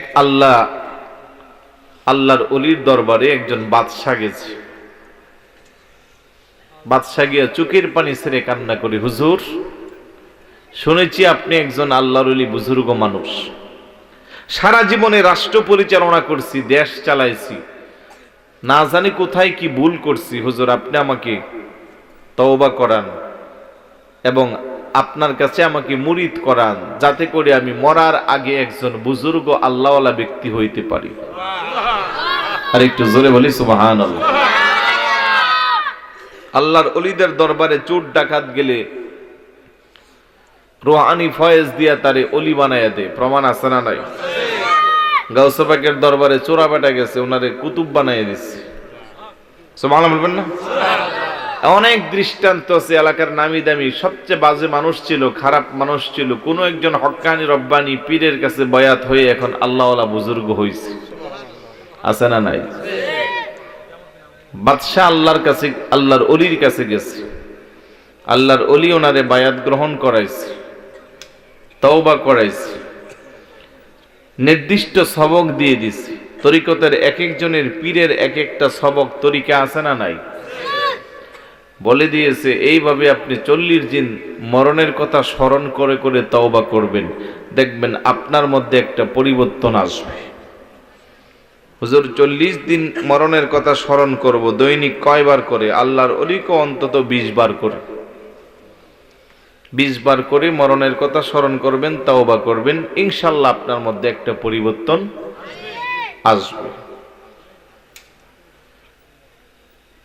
বাদশাহ বাড়িতে যাইয়া প্রত্যেকদিন নামাজ পড়ে, 5 ওয়াক্ত নামাজের পরে পরে আস্তাগফিরুল্লাহ রাব্বি মিন কুল্লি জামবি ওয়া আতুবু ইলাইহি লা হাওলা ওয়ালা কুওয়াতা ইল্লা বিল্লাহিল আলিয়্যিল আযীম। তওবা করে মরণের কথা স্মরণ করে, আমি তো মরে যাব, মরে যাব, মরে যাব। এদিক দিয়ে 40 দিন পার হয়ে গেছে, কোনো পরিবর্তন। 41 দিনের মাথায় যাইয়া আল্লাহর ওলির দরবারে হাজির, ডাক দিয়ে কো হুজুর অনেক বড় বিশ্বাস নিয়ে আপনার কাছে আসছিলাম। লোকেরা বলছে আপনি আল্লাহর ওলি, বুজুর্গ মানুষ, আপনার কাছে আসলে নাকি মানুষের পরিবর্তন হয়। আমি বাদশাহী করলাম, রাজত্ব করলাম, 40টা দিন আপনার সবক মোতাবেক আমার জীবন চালাইলাম, কিন্তু আমার মধ্যে তেমন কোনো পরিবর্তন নাই। আগে জানতাম আল্লাহর ওলিরা হক সত্য, কিন্তু এখন আপনার প্রতি আমার বিশ্বাসটাও কমে যাচ্ছে। নাউজুবিল্লাহ বলবেন না? আল্লাহর ওলিকে আপনি কি প্রত্যেকদিন 20 বার করে মরণের কথা স্মরণ করছেন? হা করছি। তওবা করছেন? করছি। কয়বার করে? 20 বার করে। আল্লাহর ওলিকে আমার কেন যেন মনে হচ্ছে তওবাটা তওবার মতো হয় নাই, স্মরণটা স্মরণের মতো হয় নাই। আল্লাহু আকবার বলেন। আরে ভাই, দীর্ঘভূমির ভাই, আমরাও মরণের কথা স্মরণ করি, তওবা করি, এই তওবা এই স্মরণ কিন্তু পরিবর্তন হয় না। একটু গভীর মনোযোগ। আল্লাহর ওলি রুহানি ফয়েজ, রুহানি দৃষ্টি দিয়া সবকিছু বুঝে কি বুঝে না? আওয়াজ দিয়ে বলুন, বুঝি কি না? ডাক দিয়ে কো ঠিক আছে, একটু চুপ করেন, একটু সময় দেন। বলে কি? আমি আপনার সাথে আপনার রাজ দরবারে যাইব। বাদশা কো ঠিক আছে, চলেন। রাজ দরবারে যাইয়া আল্লাহর ওলি কো বাদশা, কিছু যদি মনে না করেন, আপনার রাজ সিংহাসনটার মধ্যে আমাকে একটু বসার অনুমতি দেন। সুবহানাল্লাহ বলবেন না? পীরে যদি মুরিদের কাছে কয় আমি তোমার চেয়ারটাতে বসি, মুরিদ খুশি না বেজার? আওয়াজ দিয়ে বলুন, খুশি না বেজার? বাদশাকে, হুজুর আমি হইতে পারি রাজা, আমি হইতে পারি বাদশাহ, কিন্তু আপনি যে আমার চেয়ারে বসার জন্য আগ্রহ প্রকাশ করছেন, এটা তো আমার জন্য খুশনসিব। আপনি আবার অনুমতি নিতে হবে নাকি? বসেন হুজুর, যতক্ষণ মনে চায় আপনি সিংহাসনে বসেন।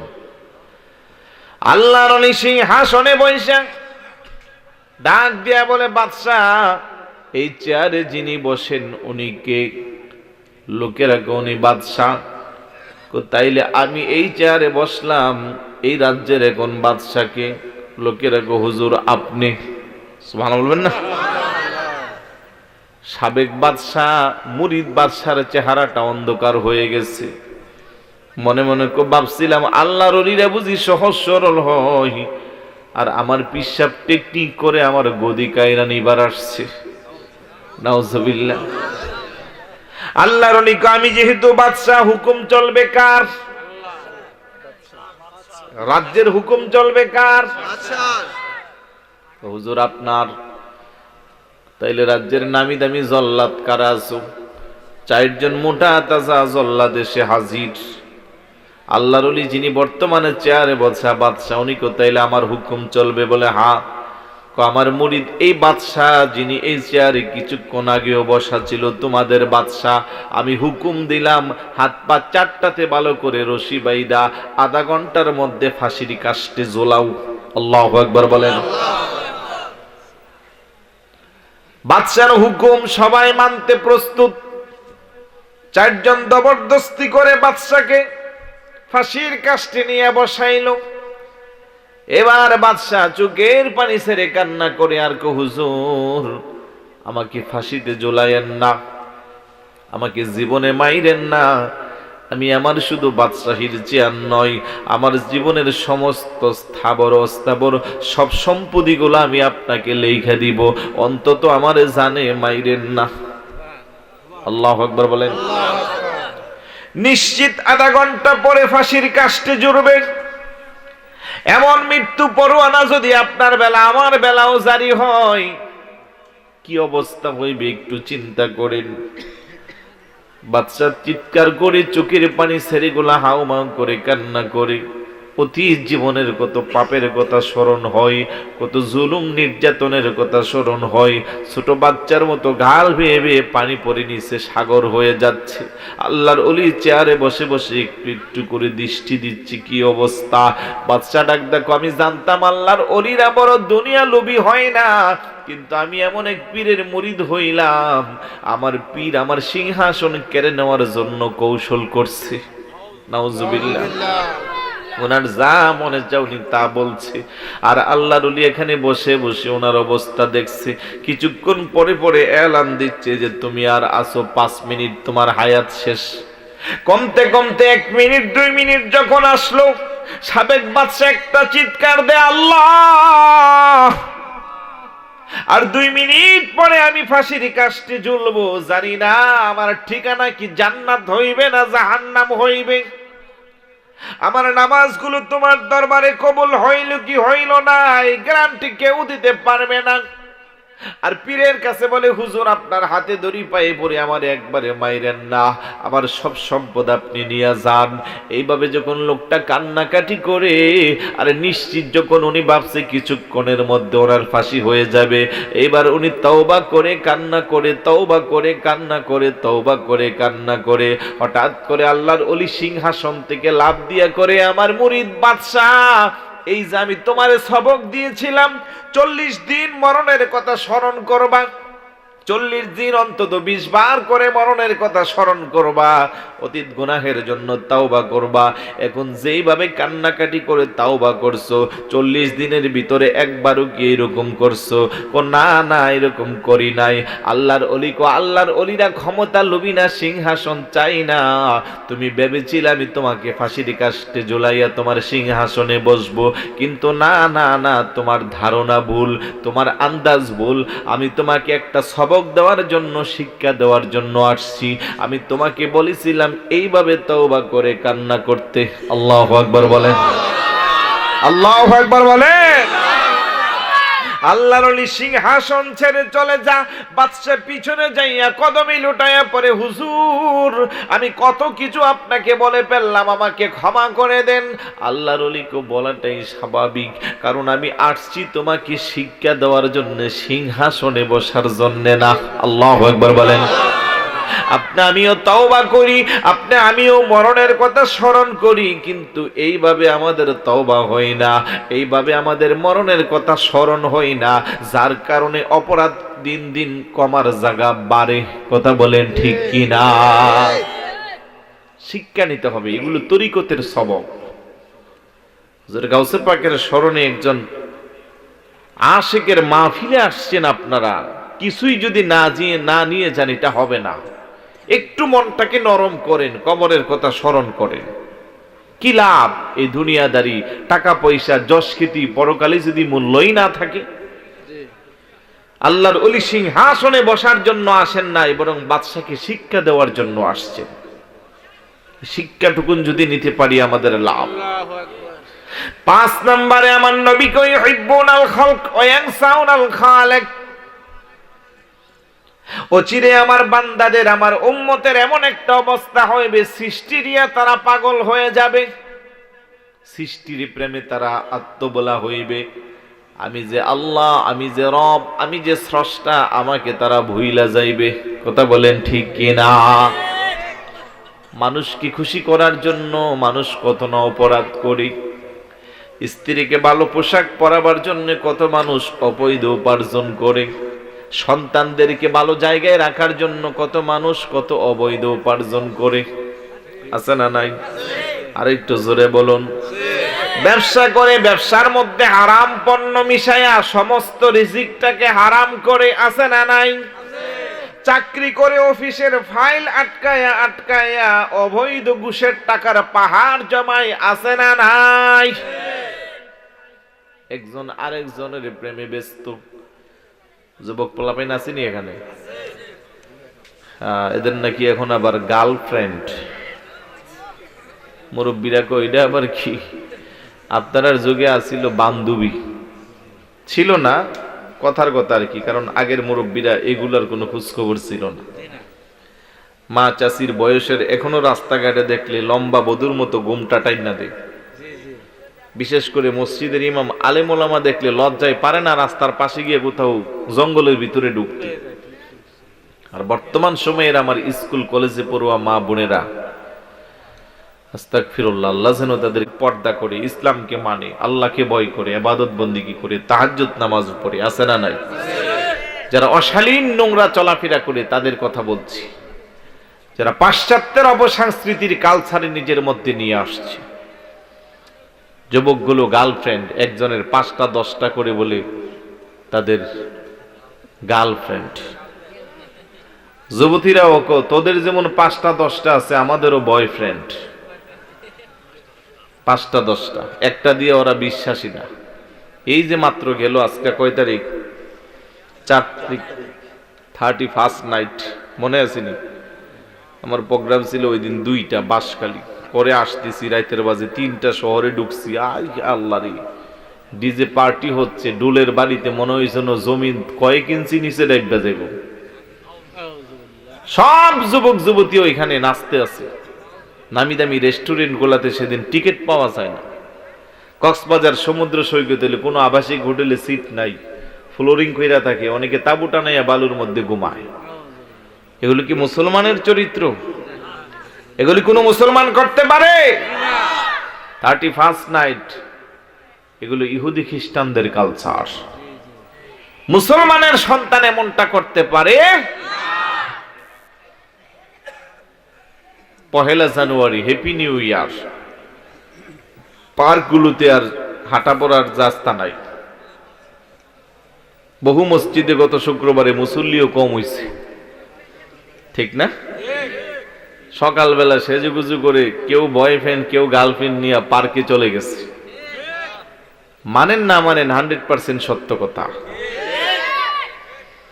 অথচ একজন ইমানদার হিসেবে আপনার দরকার ছিল, যদিও ইংরেজি নববর্ষ, 31st নাইট, রাতের বেলা নামাজের মুসল্লায় বসে অতীত জীবনের 20 সালে কত অপরাধ করলাম, অন্যায় করলাম, আল্লাহর কাছে তওবা করব।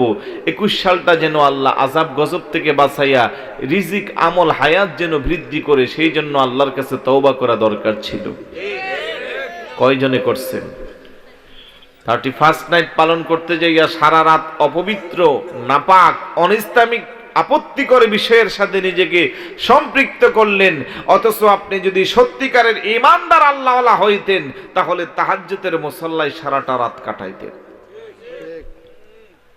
কোথায় গেল আমাদের সমাজ? সৃষ্টির প্রতি আমাদের এত ভালোবাসা বেড়ে গেল, স্রষ্টাকে বলে গেলাম। স্রষ্টাকে বইলা সৃষ্টির পাগল হইলে কোনো কাজ হবে? আরেকটু জোরে বলুন, হবে? ইমানকে যদি তাজা করতে হয়, পরকালটাকে যদি শান্তিতে রাখতে হয়, সবচেয়ে বেশি ভালোবাসতে হবে আমার নবীকে। কাকে? খারাপ লাগতেছে? মনোযোগ দেন। কাকে ভালোবাসতে হবে? নবীকে ভালোবাসা ছাড়া যত কিছুই করেন কোনো কাজ হবে? আমাদের দেশে কিছু শিক্ষিত বুদ্ধিজীবী যারা নামের আগে শায়েখ আল্লামা টাইটেল পিছনে অনেক কিছু লাগা, আমরা সুন্নিরা যখন মাইক পাইলে নবী ওলির শান বলি তখন আমাদেরকে দূর থেকে মন্তব্য করে, করা শুধু মাইক পাইলে ওই নবী ওলির শান গায়, অথচ ওরা দাঁড়াইয়া কিয়াম করে, ওরা করে না। ওরা ঈদে মিলাদুন নবী করে, ওরা করে না। এই জন্য ওরা ওদেরকে কত কিছু বলে। আরে ভাই, আপনার নামাজ আছে, রোজা আছে, হজ আছে, যাকাত আছে, পাগড়ি, জুব্বা, আবা, কাবা, কোরআন তেলাওয়াত সব আছে, নবীর মুহাব্বত নাই, আমি বলবো আপনার ঈমানই নাই। কথা বলেন ঠিক কি না? আপনি বলবেন যে আপনারা একটু কি বলে মিলাদ কিয়াম কম করে, মিলাদুন নবী মানে না, এই জন্য আপনারা এত কিছু কোন কি লেগিয়া। এরা তো আমল করে। আমল ছাড়া ইমানের কোনো দাম আছে? আওয়াজ দিয়ে বলুন। আমার নবী কলা লা ঈমানা লিমান লা মুহাব্বাতা লাহু। খবরদার, সাবধান, যার মধ্যে আমি নবীর মুহাব্বত নাই তার ঈমান নাই। আল্লাহু আকবার বলেন। নবী বলে লা ইউমিনু আহাদুকুম হাত্তা কুনা আহাব্বা ইলাইহি মিন ওয়ালিদিহি ওয়া ওয়ালাদিহি ওয়ান নাসি আজমাইন। তোমার স্ত্রী, সন্তান, টাকা পয়সা, যশখ্যাতি, দুনিয়াদারি, এমনকি নিজের জানের চেয়ে যদি আমার নবীকে বেশি মুহাব্বত কিংবা ভালোবাসার পাত্র হিসেবে তুমি কবুল না করো, তোমার ঈমান নাই। লা ইউমিনু, ঈমান নাই বলেছেন, ঈমান কম বেশি বলেন নাই, বরং রাসূলুল্লাহর হাদিস প্রমাণ করে আপনার ঈমান নাই। আগে ঈমান তাজা করতে হবে, তারপরে আমল। সাহাবায়ে কেরামের ঈমান কম ছিল না বেশি ছিল? নবীকে ভালোবাসতো কম না বেশি? আওয়াজ দিয়ে বলুন, কম না বেশি? বেশি ভালোবাসার কারণে মর্যাদাও তাদের বেশি।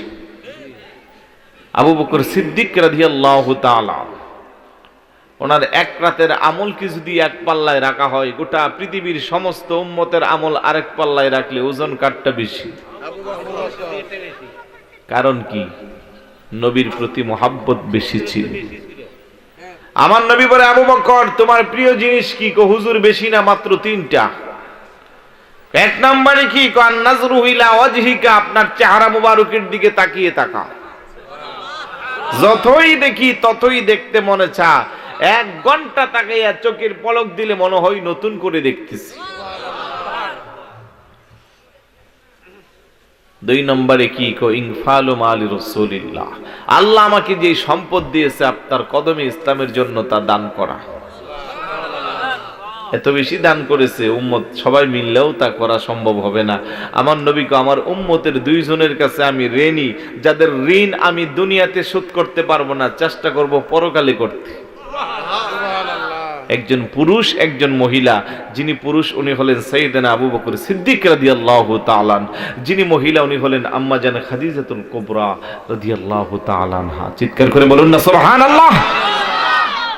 3 নম্বরে কি? হুজুর আমার একটা কন্যা আপনার খেদমতে দান করা। 3টাই আল্লাহ কবুল করছে। নবীর প্রিয় সাহাবী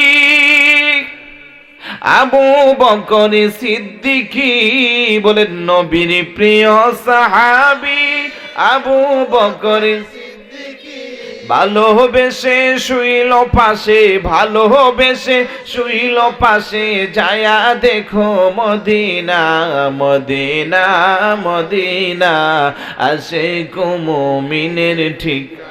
সবাই জবান খুলে বলুন, মদিনা মদিনা, আশিক মুমিনের ঠিক। দিদারে চেয়ে কাঁদো তোমরা, দিদারে চেয়ে ও না নবীর দেওয়ানা, মদিনা মদিনা, আশিক মুমিনের ঠিকানা। বলেন মদিনা আশিক মুমিনের ঠিকানা। জালালউদ্দিন সৈয়দী ৭৫ বারে দেখলো নবীজি। আল্লাহু আকবার বলেন। জালালউদ্দিন সুয়ুতি ৭৫ বারে দেখল নবীজি, এতবার দেখিয়াও নবী, এতবার দেখিয়াও নবী, তৃপ্তি তাহার হলো না। মদিনা আশিক মুমিনের ঠিকানা, বলেন মদিনা আশিক মুমিনের ঠিকানা। দিদার চে কাঁদো তোমরা, দিদার চে ও না নবীর দেওয়ানা। মদিনা মদিনা আশিক মুমিনের কালো হাবিশি বেলালে ভালোবাসলো ওই পাগলে, ও কালো হাবিশি এ ভালোবাসলো নূরে নবীকে, ও ইসলামের প্রথম মুয়াজ্জিন, ইসলামের প্রথম মুয়াজ্জিন বানাইলেন রাব্বানা। মদিনা আশিক মুমিনের ঠিকানা, বলেন মদিনা আশিক মুমিনের ঠিকানা। দিদার চে কাঁদো তোমরা, দিদার চে ও না নবীর দেওয়ানা। মদিনা আশিক মুমিনের ঠিকানা, বলেন মদিনা। আলহামদুলিল্লাহ বলবেন না? আরেকটু জোরে বলুন না আলহামদুলিল্লাহ। কেমন বেশি ভালোবাসতো সাহাবারা নবীকে, এত পাক্কা ঈমান, এত পাক্কা আমল, তারপরেও তারা পরকালের চিন্তা করত। ওমর ইবনুল খাত্তাব রাদিয়াল্লাহু তাআলা কবরের পারে যে চোখের পানি ছেড়ে কান্না করত। সাহাবারা বলতো, হুজুর আপনি এত বেশি কান্না করেন, জানো আমি আমার রাসূলুল্লাহর জবান মোবারক থেকে শুনেছি যে কবর হলো আউয়ালু মানসিলিম মিন মানাজিলিল আখিরাহ, পরকালের অনেকগুলো স্টেপের মধ্যে প্রথম স্টেপ তার নাম হলো এই কবরটা। যদি ভালো হয় হাসরটা ভালো হবে, মিজান ফুলসিরাত সবটুকুন ভালো হবে।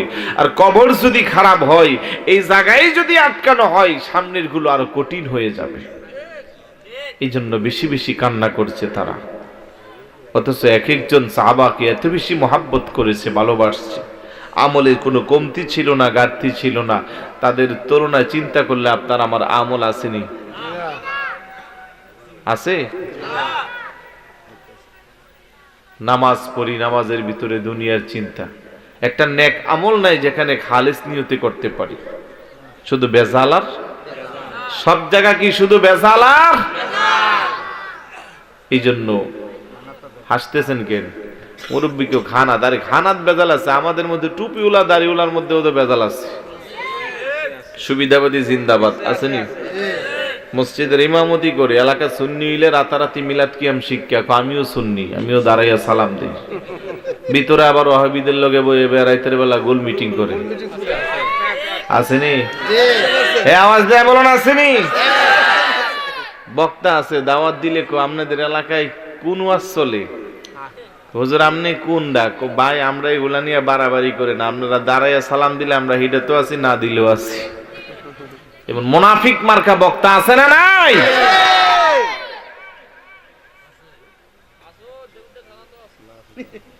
আপনি দেবিদ্যার দান কিনলে আপনার দীর্ঘভূমি নাই? আপনার বাড়ি দেবিদ্যার না শ্বশুর বাড়ি দেবিদ্যার? সব জায়গা আছে, বেজাল নাই এমন কোন? সব জায়গা বেজাল আছে। এই বেজালের মাঝখানে আপনাকে খাঁটিটা বাচ্চা নিতে হবে। চকচক করলেই তারে সোনা বলা যাবে? খবরদার। এক বেচারা বেজালের একটা গল্প শুনবেন নি? খারাপ লাগতেছে? মাছ কিনতে যাও, ওইখানে বেজাল। গোস্ত কিনতে যাও, ওইখানে বেজাল। গোস্তটা একটু ওজনে কম দেয়, এটা একটু বেশি বেজাল আর কি। আর মহিষটার গরু বইলা চালাইয়া দেখ, কথা কোন ঠিক না? কাপড় কিনতে যাও, ওইখানেও মুরব্বী মানুষ গেছে ব্রাহ্মণপাড়া কাপড় কিনতে, দোকানদার কো চাচা এই শাড়িটা নেন, বাবুর হাটের 1 নম্বর পাক্কা রং, 1 ফুটাও রং যাইব না। এমনি কাপড়টার মধ্যে টিপ দিয়া কসম কা, আল্লাহর কসম 1 ফুটাও এটা কত এটা কত, বুড়া চাষি মারে একটা শাড়ি দিবে, আপনি টাকার চিন্তা করেন কা? এটা নিলে 700 টাকা, আর এটা রঙে পাক্কা একমাত্র 850 টাকা। চাষা মিয়া মনে করে বুড়া গেলে একটা শাড়ি দিব, আর 150 টাকার জন্য খারাপটা নিয়ে লাভ কি? রং টং যেহেতু যাইবে না, এই নিয়ে আসছে আইনা বাড়িতে, যখন বালতিতে ভিজেছে এবার দেখা যায় পুরা সারা বাড়ি রঙিন হয়ে গেছে। চাচা বুড়া মানুষ কিন্তু রাগ করলে একটু বেশি করে, মেজাজ টেজাব গরম, বিকালবেলা বাজারে গিয়ে লাডি লইয়া তারে সাইজ করবো মনে মনে গেছে, গিয়া কয় এই বলে কি তোর টাকা লাগলে 150 টাকা আমার থেকে এমনি খুঁজে নিতি, মিথ্যা কথা বললে আমারে ধোকা দিলি, তুই বললি 1 ফোঁটাও রং যেত না, আচ্ছা রং দিয়েছে বালা কথা, তুই আবার কাপড়টারে ধইরা কিরা কসম কাটছস, তুই কি মুসলমান না? দোকানদার কো চাচা আপনার আগুন কি লেগে, আমি যে কিরা কাটছি আমারটা আমি বুঝেই কাটছি। তুই বুঝে কাটছস মানে? কাপড়ের মধ্যে একটু সাদা জায়গা ছিল, আমি ওই সাদা জায়গাটার মধ্যে সিফা দিয়ে তারপরে কিরা কসম কাটছি। কারণ সাদা কাপড় থেকে রং যা বলেন না, যা আমি সাদা অংশটা এমনি চিপ দিছি, তারপরে কিরা কাটছি, যে আল্লাহর কসম 1 ফুটাও রং যাইত না। এরকম ব্যবসায়ী আসেনি? আপনারা আমারে ধোঁকা দিলেন, কিন্তু আসল জায়গা আপনি ধোঁকা খেয়ে থাকবেন। এই জায়গা জায়গা বেজাল। হুজুর মসজিদে ইমাম যখন নিয়োগ দেয়, প্রথমে আমি অমুক পিসা হুজুরের মুরিদ, আমি অমুক জায়গায় লেখাপড়া করছি, আমি সুন্নি মানুষ, আমাদের বংশের সব সুন্নি, আমরা মিলাদকে আমি বিশ্বাসী, অলি আল্লাহ বিশ্বাসী। এবার দুইকে আস্তে আস্তে আস্তে আস্তে আস্তে হেই মার্কা যারা আছে ওরা লাগে একটা খাতির দিয়ে পাল্লাটা বালি করে তারপরে আসলটা বাইর করে। আছে না নাই? এই আওয়াজ দিয়ে বলুন আছে না নাই? এই ধরনের মুনাফিক চরিত্রের যারা, তাদেরকে বয়কট করা দরকার আছে না নাই? এদের পিছনে নামাজ পড়লে নামাজ হবে? যারা মুসল্লিদেরকে ধোঁকা দেয় তারা আল্লাহকে ধোঁকা দেয়। আকীদা বিশুদ্ধ না হলে কিসের আবার আপনার নামাজ, কিসের কি? আর আকীদা বিশুদ্ধ হওয়ার জন্য সবচেয়ে বেশি প্রয়োজন সেটা হলো আমার নবীর মুহাব্বত। আর নবীর মুহাব্বত যার মধ্যে থাকবে তার দ্বারা কখনো নবীর শানে কোনো বেয়াদবি হইতে পারে। বেজাল বেজাল বেজাল, বেচারা চিন্তা করলো, ডানে বেজাল, বামে বেজাল, সামনে বেজাল, পিছনে বেজাল, মসজিদে বেজাল, ইমামে বেজাল, হুজুরে বেজাল, মাস্টারে বেজাল, সব জায়গায় বেজাল। এখন সিদ্ধান্ত নিছে ফাঁসি দিয়া আত্মহত্যা করবো। নাউজুবিল্লাহ বলবেন না? আত্মহত্যা করা কি মহাপাপ। খবরদার যুবকরা এরকম করিও না। প্রেমিক প্রেমিকা গন্ডগোল হইলে বিষ খেয়ে মারা যায়। বহু বোকা বলাবেন আছে না? এই বলেন আছে না? নিয়ে আসেন নিয়ে আসেন নিয়ে আসেন। বেজাল বেজাল, সে সিদ্ধান্ত নিচ্ছে সে মারা যাইব। কি করব? এখন চিন্তা করে কেমনে মারা যাইব। প্রথমে চিন্তা করে রেল লাইনে গিয়ে একটা ঝাঁপ দিব, তারপরে মইরা যাব। পরে আবার চিন্তা করে যদি পাওয়া একটা সুইটটা আমি বাচ্চা থাকি তাহলে সারা জীবন আরো দুঃখে রইব। কথা কোন ঠিক না? এবার সিদ্ধান্ত নিয়েছে ফাঁসি দিব। আবার ফাঁসি দিলাম যদি অর্ধেক জায়গা আটকায় যায় তাহলে তো আরো বেশি কষ্ট পাইব। তো সহজ করে কেমনে মরা যায়, শয়তান এসে তাকে ওয়াসওয়াসা দেয়। এই যুবকরা, কখনো আত্মহত্যাকে কখনো তোমরা বেছে নিবা? সবচেয়ে মারাত্মক পাপের শাস্তি আত্মহত্যা করার সময়। যে যেই ভাবে কষ্ট পেয়ে মারা যায় তার কবরে সবসময় এই শাস্তি চলবে। আর একটু জোরে বলি নাউজুবিল্লাহ। মেয়ে রাজি হচ্ছে না কিংবা আরেক জায়গায় বিয়ে দিছে, তো কি হয়েছে? এমন কত মাইয়া তোমার জন্য সুন্দরী মাইয়া লাইন ধরবো। তুমি আগে নিজেকে যোগ্য করো, পড়াশোনা করে নিজেকে প্রতিষ্ঠিত করো। ওই সকিনা বিবির জন্য তোমারে ফাঁসি দিতে হইব না। বোকা বলা পাই না। আর নাইলে আমার সাথে যোগাযোগ করিস, আমি দিব তোদের জন্য খুঁজছে। রাজি আছো? খুশি দেখছেন? বিয়ার কথা কইলে এত খুশি হস তোরা বলা পাই। নাম্বারটা নেই, মাস্টারের কাছে আছে। প্রয়োজনে গটগালি করবো, মিলাই দেবো। আত্মহত্যা করা যাবে? বিষ খাওয়া যাবে? ফাঁসি দেওয়া যাবে? রেল লাইনে চাপ দেওয়া যাবে? খবরদার, অন্তত এই ব্যাপারে আমি সহযোগিতা করবো ইনশাল্লাহ। আত্মহত্যা করিও না। সে চিন্তা করে কি করা যায়, পরে চিন্তা করলো যে সহজ উপায় এলো, বিষ খাইয়ে ঘুমাই থাকবো রাতের বেলা, বা সকালবেলা মইরা থাকবো, সবাই নিয়ে ঠামাই দিব, বাস এখানেই শেষ। মন্টন খারাপ, যার লগেই দেখাও মাপটাপ চাই বিদায় টিদায় নেই, কারণ সে তো আজকে রাত্রে কি করব, মারা যাইব। বাজার থেকে গিয়ে দোকান থেকে, ডাক্তারের দোকান থেকে বিষ আনছে। ডাক্তাররা কিন্তু আবার প্রেসক্রিপশন ছাড়া ওষুধ দেয় না। আরেক ডাক্তারের তো একটা প্রেসক্রিপশনও বানাই নিছে অন্য কাজের জন্য।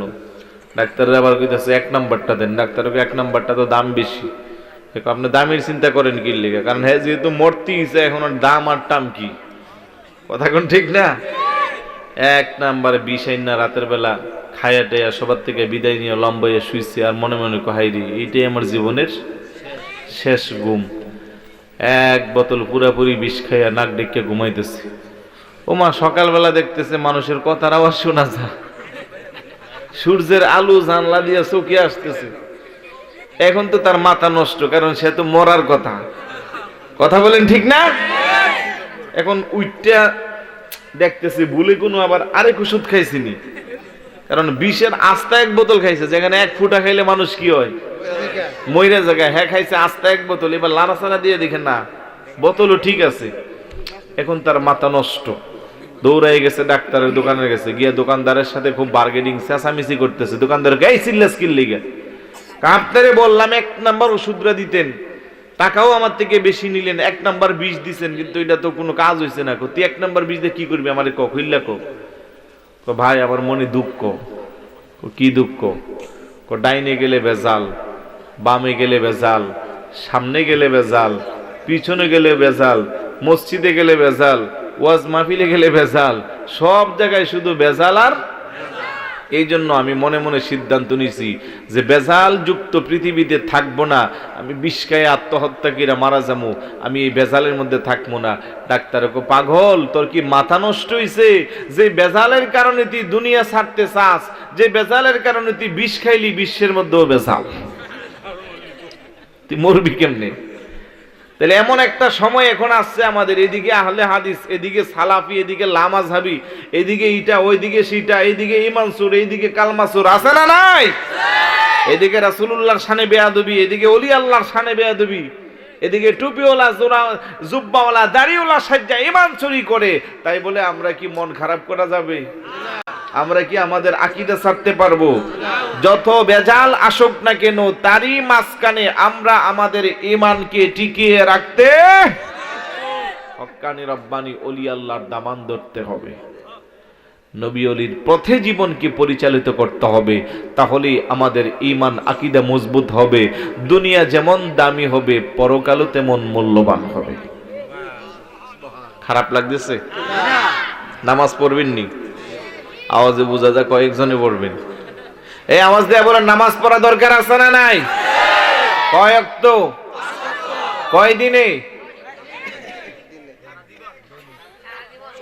সারা জীবনে 5 ওয়াক্ত? 1 মাসে 5 ওয়াক্ত? বেশিরভাগ তো এখানে সাপ্তাহিক মুসল্লি। শুক্রবার আসলে একটু ভাবসাব লইয়া পাঞ্জাবিটা না জানে নষ্ট হয়ে যায়, এটাতে খুললে অনেকে যা দেখাইতো বন্ধুরে। ঢাকার থেকে আনছি, কুমিল্লার থেকে আনছি, শৈল্পিকের পাঞ্জাবি, ব্র্যান্ডের পাঞ্জাবি দেখাইতো যা, আসলেও নামাজ পড়তে যায় না, আছে না নাই? কতটি যাইয়া আবার বারান্দার মধ্যে এমনি শুধু কি করে, কি বুক, আওয়াজ দিয়ে বলেন কি বুক। ইমাম সাহেব খুতবা দিয়া মুয়াজ্জিন ইকামত দে, দাঁড়াইয়া সূরা ফাতিহা অর্ধেকটা পড়া, কেরাত আরেকটা পড়া রুকুতে যাব, হ্যাঁ তাড়াতাড়ি দৌড় দা গিয়া নামাজও দাঁড়া। আসেনি? আসেনি? কিসের নামাজ? সালাম ফিরাইয়া মোনাজাত নাই, বাবার বয়সের মুরব্বির উপর দিয়া গর্দান ঠিঙ্গায় দৌড়াই বাইরে যায়। আবার আবার কি করে? চুন লাগা নাকি পানের মধ্যে? এমনি চুন লাগে না? এই অবস্থা। ছোট ছোট পোলাপাইন দেখবেন 2-3 বছর, এগুলারে এখন মোবাইল নিয়ে বসে থাকে, এগুলারে গেমস না দিলে খাবার খাওয়ানো যায় না। কি যে একটা অবস্থা! কই আজ থেকে 20 বছর আগে মোবাইল ছিল? আমরা বড় হইছি মোবাইল দেখছি, এই ছোট ছোট বাচ্চাগুলা মোবাইল চিনে না। ফাংশন আমি না জানি, আমি আপনি যতটুকু না মোবাইলের ফাংশন জানি, ওরা আরো বেশি জানে, ঠিক না? খবরদার, বাচ্চাদেরকে ভালো শিক্ষা দিতে হবে। রাসূল বলেন আদিবু আওলাদাকুম আলা সালাসি খিসালিন, হুব্বি নবীকুম ওয়া হুব্বি আহলি বাইতিহি ওয়া আলা কিরাআতিল কুরআন। সন্তানগুলোকে তোমরা 3টা বিষয়ে শিষ্টাচার শিক্ষা দাও, তাহলে এগুলো আল্লাহওয়ালা হবে, বুজুর্গ হবে, আদবওয়ালা হবে। 1 নম্বরে হুব্বি নবীকুম, তুমি তোমার সন্তানকে প্রথমে নবীর মুহাব্বত শিক্ষা দাও। সুবহানাল্লাহ, বাড়িতে যাই বলবেন নাকি? নবীর মোহাব্বত যদি সন্তানকে শিক্ষা দিতে পারেন, এটা কখনো বকাটে হবে? এটা কখনো কি বলে রাস্তার সন্ত্রাসী, জঙ্গি, এলাকার চাঁদাবাজি, রাহাজারি কখনো হবে? আব্বা আম্মার অবাধ্য সন্তান হবে?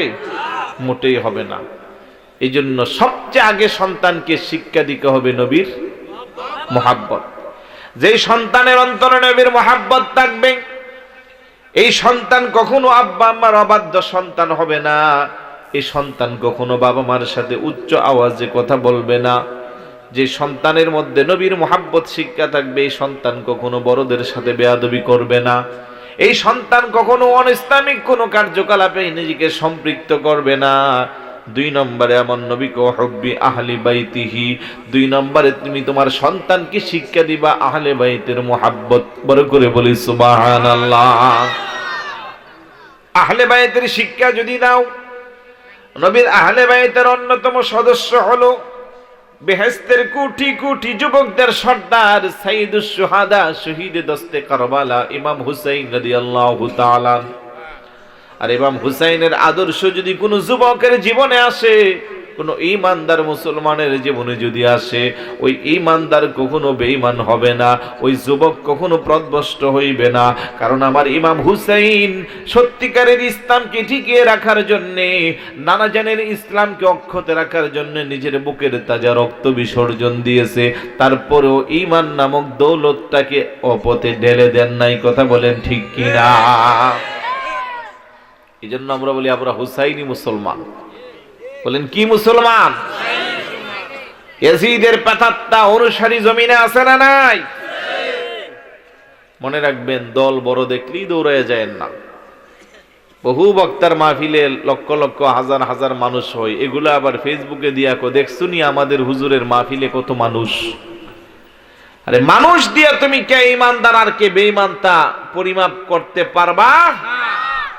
কারবালার জমিনে ইমাম হুসাইন রাদিয়াল্লাহু তাআলা আনহুর সঙ্গে ছিল মাত্র 83 জন, আর জাহান্নামের কীট ইয়াজিদের সঙ্গে ছিল 22,000। হক কোনটা? 83। আর 22,000 পরেও এটা কি বাতিল, এটা জাহান্নামী, কোনো সন্দেহ। কিন্তু বাংলাদেশের ইয়ং পোলাপাইন তো এখন বড় বড় মাহফিল, বিশেষ করে যারা আমাদের আকীদার মুখালিফ, তাদের এক্সাম্পল দিয়ে একজন আরেকজনকে তার দলে আনার চেষ্টা করে। কথা বলে, যারা কথায় কথায় বক্তব্যে বক্তব্যে নবী ওলির শানে বেয়াদবি করছে, তাদের বক্তব্য অনেক যুবকের মোবাইলে আছে না নাই? আবার দেখছুনি আমাদের হুজুরের মাহফিলে লক্ষ লক্ষ মানুষ। তোমরা যে দীর্ঘভূমি মাহফিল করলা, মানুষ কয়জন হইছে? এই জন্য বলবো, মানুষ বেশি দিয়ে তুমি ঈমান আর বেঈমান তা পরিমাপ করতে পারবা? 83 জনের ছোট্ট কাফেলা জান্নাতি, 22,000-এর বিশাল বড় কাফেলা জাহান্নামী, কোনো সন্দেহ? এই জন্য ইমাম হুসাইন রাদিয়াল্লাহু তাআলা আনহুর মুহাব্বত, আহলে বাইতের মুহাব্বত সন্তানকে দিতে হবে। 3 নম্বরে আমার নবীকে আলা কিরাআতিল কোরআন, সন্তানকে কোরআন তেলাওয়াতের শিক্ষা দাও। আজকে আমরা দুনিয়া নিয়ে ব্যস্ত হয়ে গেছি। স্কুলে পড়াই, ইংলিশ মিডিয়ামে পড়াই, মাসে বাচ্চার জন্য 5-10 হাজার টাকা টিউশন ফি দিতে পারি, কিন্তু মাদ্রাসায় পড়াই 500-1000 টাকা দিতে পারি না। কোরআনের শিক্ষক দিয়া মসজিদের ইমাম মুয়াজ্জিন হাফেজ কোরআনকে মাসে 1000 টাকা দিতে গেলে হিসাব শুরু হয়। দুনিয়াবি শিক্ষার জন্য যে মা বাপ শহরে ইংলিশ মিডিয়ামে A level O level pass করা, অনেক মা বাপ গর্ব করে মাঝে মধ্যে আমাদের কি বলে, হুজুর এই পর্যন্ত আমার ছেলের পিছনে 70 লক্ষ টাকা দিলাম। আমি যদি আস্তে করে বলি, বাবা আপনার ছেলে কোরআন শরীফ পড়তে পারেনি, পড়ার চাপে এখনো শিখতে পারে নাই, তবে সামনে শিখবে। আরে মুসলমান, আজকে যদি তুমি মারা যাও, আমি মারা যাই, সন্তান যদি উপযুক্ত হয়, কোরআন তেলাওয়াত যদি করতে না জানে, ভালো করে দাঁড়াইয়া নামাজ রোজা সহি সালামতে যদি করতে না পারে, ওই কবরের পানে যাইয়া তোমার জন্য আমার জন্য দোয়া করবে, সেই আশাটাও তার কাছে রাখতে পারি না। সেই জন্য সন্তানকে দোষ দিলে হবে না, প্রত্যেকটা সন্তান কাল কিয়ামতের ময়দানে আল্লাহর আদালতে বিচার দিবে। ডাকদা বলবে, আল্লাহ আমার মা বাবা আমাকে যথার্থ মূল্যায়ন করেন নাই, আমাকে কোরআনের তেলাওয়াত শিক্ষা দেন নাই, ইসলামকে জানার বোঝার সুযোগ করে দেন নাই।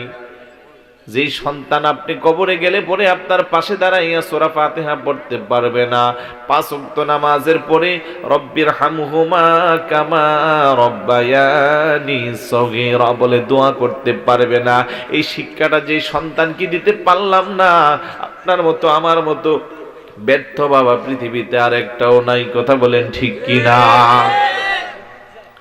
মা বোনদেরকে বলবো, মা বোনেরা যারা আসছেন, নামাজ যেমন করে ফরজ, রোজা রাখা যেমন করে ফরজ, আপনি একজন মুসলমান ইমানদার মা বোন হিসেবে আপনার উপরে পর্দা করাও ফরজ। কথা বলেন ঠিক কিনা? ওই যে আহলে বাইতের মহাব্বত 2 নম্বরে নবী বলছে, আহলে বাইতের অন্যতম সদস্য খাতুনে জান্নাত মা ফাতেমা রাদিয়াল্লাহু তাআলা আনহা, যার জীবন চরিত্রে দেখা যায় জীবনে কোনোদিন মাথার সীতার মধ্যে সূর্যের আলো লাগে নাই। বড় করে বলি সুবহানাল্লাহ। এত মাস্তুরা, এত পর্দানিশীন ছিল, এত আল্লাহওয়ালা ছিল, জীবনে কোনোদিন নামাজ কাজা করেন নাই। আল্লাহু আকবার বলেন। আমার মা বোনেরা আজকে নামাজ নাই, রোজা নাই, পর্দা নাই, নামাজের টাইম নাই, হুজুর সংসারের কাজে ব্যস্ত, ছোট ছোট বাচ্চা তাদেরকে লালন পালন করতে হয়, হুজুর স্বামীর খেদমত করতে হয়, শ্বশুর শাশুড়ির সংসার বড়। আমি বলবো, মা আপনি যখন মারা যাইবেন আপনার কবরে আপনার সন্তান যাইবে না, আপনার স্বামীও যাইবে না, শ্বশুর শাশুড়ি বড় সংসারও কোনো কাজে আসবে না। আমল যদি ভালো হয় আপনার সবচেয়ে বড় বন্ধু হইবে নেক আমল। কথা বলেন ঠিক কিনা? আমার নবী কে উম্মত, বন্ধু তোমাদের 3 প্রকার। কয় প্রকার? এক প্রকারের বন্ধু যতক্ষণ টাকা পয়সা আছে বন্ধু আছে না, আপনি হঠাৎ করে টাকার মালিক হন, দেখবেন ব্রাহ্মণপাড়া বাজারে গেলে 20 জন আপনার পিছনে ঘুরতে আছে, চায়ের দোকানে গেলেন 20 জন, যেদিকে যান 20-30 জন। এমন শিল্পপতি আসছে, কারণ টাকা আছে, যে কোনো সময় আপনার কাছে টাকা পাওয়া যাবে, এই জন্য সবাই আপনার পিছনে। হঠাৎ করে ব্যবসা মাইর খেয়ে একটু ঘরে আসেন, খুঁজাও কাউরে পাইবেন না। এই জন্য পোলাপাইনে মাঝে মধ্যে ফেসবুকে লেখে, অভাব যখন আসে ভালোবাসা তখন জানলা দিয়া পালায়। কথাটা কিন্তু বাস্তব। কথা বলেন ঠিক না? অভাব আসলে ভালোবাসা। কত পোলাপাইন হঠাৎ করে টাকা পয়সা নাই, এখন আর বন্ধু বান্ধব নাই, রাস্তা রাস্তা একা একা ঘুরে। এক প্রকারের বন্ধু হলো টাকা পয়সা, যতক্ষণ টাকা পয়সা আছে বন্ধু ততক্ষণ আছে। আরেক প্রকারের বন্ধু হলো রক্তের সম্পর্ক। কারণ আমি যদি অসুস্থ হয়ে যাই, এই দীর্ঘভূমির কেউ আমার খোঁজখবর নিবেন না, আমার পাশে দাঁড়াবেন না, অন্তত বাবা মা ভাই বেরাদন স্ত্রী সন্তান তারা আমাকে ফেলে দিবে, আপনাকে ফেলে দিবে। আরেক প্রকারের বন্ধু হলো আত্মীয় স্বজন, রক্তের সম্পর্ক যারা, তারাও আপনাকে আমাকে ভালোবাসবে কতক্ষণ? কবরে শোয়ানোর আগ পর্যন্ত। যে মাত্র কবরে শোয়া দিব, কেউ 2-4 দিন 5 দিন 1 সপ্তাহ 1 মাস 2 মাস কান্নাকাটি করবে, তারপরে 2-3 বছর পরে জিজ্ঞেস করলে কয় তারিখ মারা গেছে সেটা সব ভুলে যায়। বাস্তব না বাস্তব? এই জন্য আমার নবী কো উম্মত, বন্ধু তোমাদের 3 প্রকার। এক প্রকার বন্ধু টাকা পয়সা আছে যতক্ষণ, আরেক প্রকার বন্ধু দেহে প্রাণ আছে যতক্ষণ, আরেক প্রকারের বন্ধু আছে সবাই যখন তোমাকে ভুইলা অন্ধকার কবরের মধ্যে শোয়া দিবে, পৃথিবীর সবাই যখন তোমাকে ভুলবে, তোমার সেই বন্ধু তোমাকে ভুলবে না। বলি ইয়া রাসূলুল্লাহ, সেই বন্ধুকে? সেই বন্ধু হইল তোমার নেক আমল। সুবহানাল্লাহ বলবেন না? আমল যদি করতে পারেন, কবরে শুইবেন অটোমেটিক চলতেই থাকবে। আজকের মাহফিল থেকে সবক নেন, সন্তানগুলো কি কোরআন তেলাওয়াতের শিক্ষা দিবেন। কিসের শিক্ষা দিবেন? তো একজন মুসলমান হিসেবে আপনার সন্তান সূরা কেরাত পারবে না, নামাজ পড়তে যাবে না, অন্তত আপনি জজ ব্যারিস্টার বানান না, আপত্তি নাই, প্রাথমিক ইসলামিক ধারণাটা তাকে শিক্ষা দেওয়া আপনার উপরে ফরজ। যেইটুকুন জানলে সে আমল করতে পারবে, সেইটুকুনো যদি তাকে জানার সুযোগ করে না দেন, তাহলে কাল কিয়ামতের ময়দানে আপনার আমার বিরুদ্ধে সন্তানগুলো আল্লাহর আদালতে নালিশ দিবে। একটু জিকির করি লা ইলাহা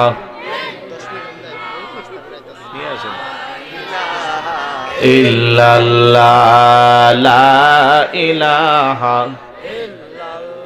হাসবি রাব্বি জাল্লাল্লাহ মা ফি কলবি হাসবি রাব্বি জাল্লাল্লাহ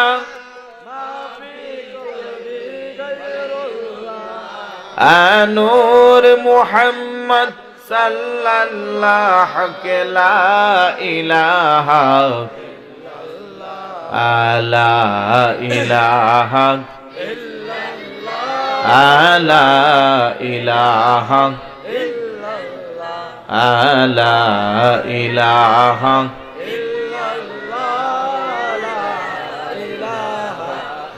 নাই আমল কোন সাধনা, যখন জিজ্ঞাস করবেন রাব্বানা, বলেন নাই আমল কোন সাধনা, যখন জিজ্ঞাস করবেন রাব।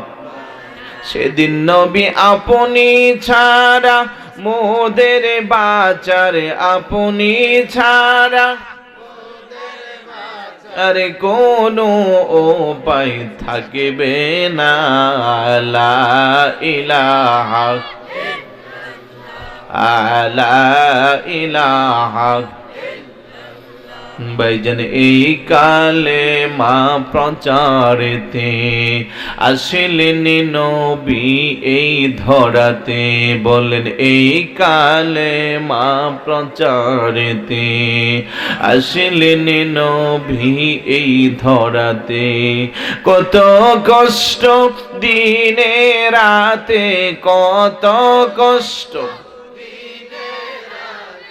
করলেন নবী সাল্লাল্লাহু আলা লা ইলাহা লা ইলাহা লা ইলাহা ইল্লাল্লাহু মুহাম্মাদুর রাসূলুল্লাহ সাল্লাল্লাহু তাআলা আলাইহি ওয়াসাল্লাম। সকলে বলি আলহামদুলিল্লাহ। খারাপ লাগতেছে? বিরক্ত হচ্ছেন? কিছুক্ষণের মধ্যে পীরজাদা মুফতি হযরত মাওলানা জুবাইর আহমদ ফাতিহি বিন হুসাইনি সাহেব আসবেন। আসলে আমি ছেড়ে দিব, বিরক্ত হবেন না। যে কথা বলতেছিলাম, সন্তানগুলোকে তিনটা শিক্ষা দিতে পারলে রাসূল বলেন তারা আদব বলা হবে। নবীর মুহাব্বত, নবীর আহলে বাইতের মুহাব্বত, কোরআন তেলাওয়াতের শিক্ষা। পারবেন সবাই? এটা আওয়াজ দিয়ে বলুন, পারবেন? কারা কারা শিক্ষা দিবেন হাত উঠান। ছোট ছোট বলাবেন হাত উঠেছে, হাত নামাও না, উঠাই রাখো। সওয়াব এখন থেকে লেখা হইব। 30 বছর পরে বিয়া করবা, তারপরে সন্তান হইব, তারে মাদ্রাসায় পড়াবা, এখন থেকে সওয়াব পাইবেন। আল্লাহ যেন কবুল করে। আরেকটু জোরে বলি, আরেকটু জোরে। 5টা যুবক ভাই হাত উঠাইবা যারা রাসূলুল্লাহর, হাত নামাও, যারা রাসূলুল্লাহর সুন্নত কায়েমার্থে দাড়ি রেখে দিবা। 5টা যুবক। আল্লাহ যেন কবুল করে। আর বেশি উঠাইছেন, আমাকে খুশি করার জন্য হাত উঠানোর দরকার নাই, কারণ এই ক্যামেরা রেকর্ড হচ্ছে, কিছুক্ষণ পরে ডিলিট করলে এটা চলে যাবে। কিন্তু আল্লাহর আদালতে একটা ক্যামেরা আছে না নাই? আমি যুবককে বলতে চাই, তুমি রাসূলুল্লাহর সুন্নাত আদায়ার্থে দাড়ি রাখতে তোমার লজ্জা লাগে, আর কোথায় ইহুদি খ্রিস্টান যাদের সাথে মুসলমানের কোনো সম্পর্ক নাই, তাদের মাথার চুলের কাটিং তোমার মাথায় দিতে কি লজ্জা লাগে না ভাই? মাঝে মধ্যে যুবকদের মাথার চুলের কাটিং দেখলে অবাক হয়েছে। এরকম কি বলে আপনার এরি খেতে যে ইয়া ধান লাগা আইল দিয়ে দিয়া, এটা কি কয়? গস রেক। বিশেষ করে বিশ্বকাপ খেলা আসলে দেখা যায়, কিরে ভাই তোর মাথার এই অবস্থা কেন? আমি হুজুর ইয়ারে ভালোবাসি, কি জানে নাম এগুলো, টিউমার, নেইমার। মান তাশাব্বাহা বিকওমিন ফাহুয়া মিনহুম, যে যাকে ভালোবাসে তার সাথে তার হিসাব নিকাশ হবে, তার সাথে তার হাসন নাসর। তো নেইমার বলো, মেসি বলো, কিছুদিন আগে তো মুরব্বীদেরটা মারা গেছে, কি জানে নাম, ম্যারাডোনা মারা গেছে কদিন আগে। ওরা কি মুসলমান? ওদের সাথে কি আমাদের সম্পর্ক থাকতে পারে? ওদের ঠিকানা কোথায়? তাহলে আপনি যে তাকে মহাব্বত কিরা তার চুলের কাঠিন আপনার মাথায় দিলেন, আপনার ঠিকানা ওদের তার সাথে হবে, তখন আপনি কোথায় যাবেন? এই চুলের কাঠিন দেওয়া যাবে? আওয়াজ দিয়ে বলুন, দেওয়া যাবে? সুন্নতি পোশাক পরতে হবে, সুন্নতের দিকে নিজেকে গুরুত্ব দিতে হবে। মা আতাকুমুর রাসূলু ফাখুযু ওয়া মা নাহাকুম আনহু ফান্তাহু। রাসূলুল্লাহ যা নিয়ে এসেছে তা আঁকড়ে ধরতে হবে, যা নিষেধ করেছে তা বর্জন করতে হবে। দুনিয়ার প্রেমে পড়ে আল্লাহকে বললে হবে না। আল্লাহ বলেন, ইয়াউমা লা ইয়ানফাউ মালু ওয়ালা বানুন ইল্লা মান আতাল্লাহা বিকলবিন সালিম।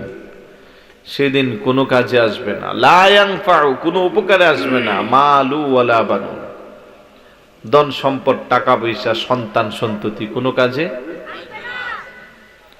অথচ আল্লাহ অন্য জায়গা বলে, আল মালু ওয়াল বানুনা জিনাতুল হায়াতিদ দুনিয়া, ধন সম্পদ এবং টাকা পয়সা এগুলো হলো দুনিয়ার সৌন্দর্য। তো এই দুনিয়ার সৌন্দর্য যেন আপনার আমার জন্য পরকালের বাধা না হয়, সেদিকে খেয়াল রাখতে হবে। যার ধন সম্পদ নাই সে আক্ষেপ করে, হাই রে আমার যদি টাকা পয়সা থাকতো আমি হজ করতাম, আমি একটা মাদ্রাসা দিতাম, আমি মসজিদ দিতাম, আমি এরকম সুন্দর একটা মাহফিল সাজাইতাম। যার আছে সে এটা বুঝে না, সে অবাধভাবে অনিসলামিক কাজে টাকা পয়সা নষ্ট করে, আছে না নাই? যার সন্তান নাই সে বলে, আল্লাহ একটা সন্তান দিলে আমার কোনো কিছু লাগবে না, অন্তত আব্বা ডাকটা শুনলে আমার শান্তি লাগবে। কথা বলেন? এই জন্য আল্লাহ কল মালু ওয়াল বানুনা জিনাতুল হায়াতিদ দুনিয়া, সন্তান এবং এই টাকা পয়সা সম্পদ এই দুইটা হলো দুনিয়ার সৌন্দর্য।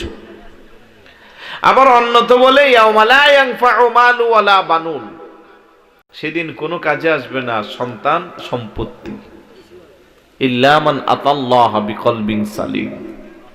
তুমি যদি একটা পরিশুদ্ধ বিশুদ্ধ আত্মা নিয়ে আসতে পারো সেটাই তোমার উপকারে আসবে। আর পরিশুদ্ধ বিশুদ্ধ আত্মার জন্য আপনাকে সবচেয়ে বড় খোদাবিরত তাকওয়াবান হতে হবে। আর তাকওয়া অর্জনের জন্য হক্কানি রব্বানি একজন আল্লাহর ওলির শরণাপন্ন আপনাকে হতে হবে। শেষ সময়ে কিছু কথা বলছি, কথাটি খুব দামি, মনে রাখতে পারলে লাভ হবে, উপকার হবে। আল্লাহ বলেন, যুজ্জিনা লিন-নাসি হুব্বুশ শাহাওয়াতি মিনান নিসাই ওয়াল বানিনা ওয়াল কানাতিরিল মুকানতারাতি মিনাদ-যাহাবি ওয়াল ফিদ্দাতি ওয়াল খাইলিল মুসাওওয়ামাতি ওয়াল আনআমি ওয়াল হারস, যালিকা মাতাউল হায়াতিদ দুনিয়া। এই দুনিয়াটাকে আমি সুশোভিত করেছি। যুজ্জিনা লিন-নাস, মানুষকে আমি সুশোভিত করে দিলাম। হুব্বুশ শাহাওয়াত, তাদের মধ্যে প্রেম ভালোবাসা আমি আকর্ষণ সৃষ্টি করে দিলাম। মিনান নিসাই, নারীদের দিক থেকে, ওয়াল বানিন, সন্তানের দিক থেকে, ওয়াল কানাতিরিল মুকানতারাতি মিনাজ-যাহাব, স্তূপ রাশি রাশি স্বর্ণ অলংকার রূপা, তাদের সন সম্পদের মাধ্যমে। আল্লাহ তারপরে বলেন ক্ষেত খামারের মাধ্যমে, টাকা পয়সার মাধ্যমে। এই যে মানুষ এই জিনিসগুলার মুখে পড়ে গেল, এই জিনিসটির গুলো দেখে তারা আকৃষ্ট হয়ে গেল, এই আকৃষ্টটা তাদের জন্য পরকালে বড় কঠিন হয়ে যাবে। বলে কেমন? তাফসীরের মধ্যে মুফাসসিরিনে কেরাম ব্যাখ্যা দিয়েছে, পানির অপর নাম জীবন। পানি না পাইলে মানুষ বাঁচতে পারে না, কিন্তু সমুদ্রের মাঝখানে যখন নৌকা ডুবে যায় তখন পানিটা হয়ে যায় মরণের কারণ। কথা কি বোঝা গেল?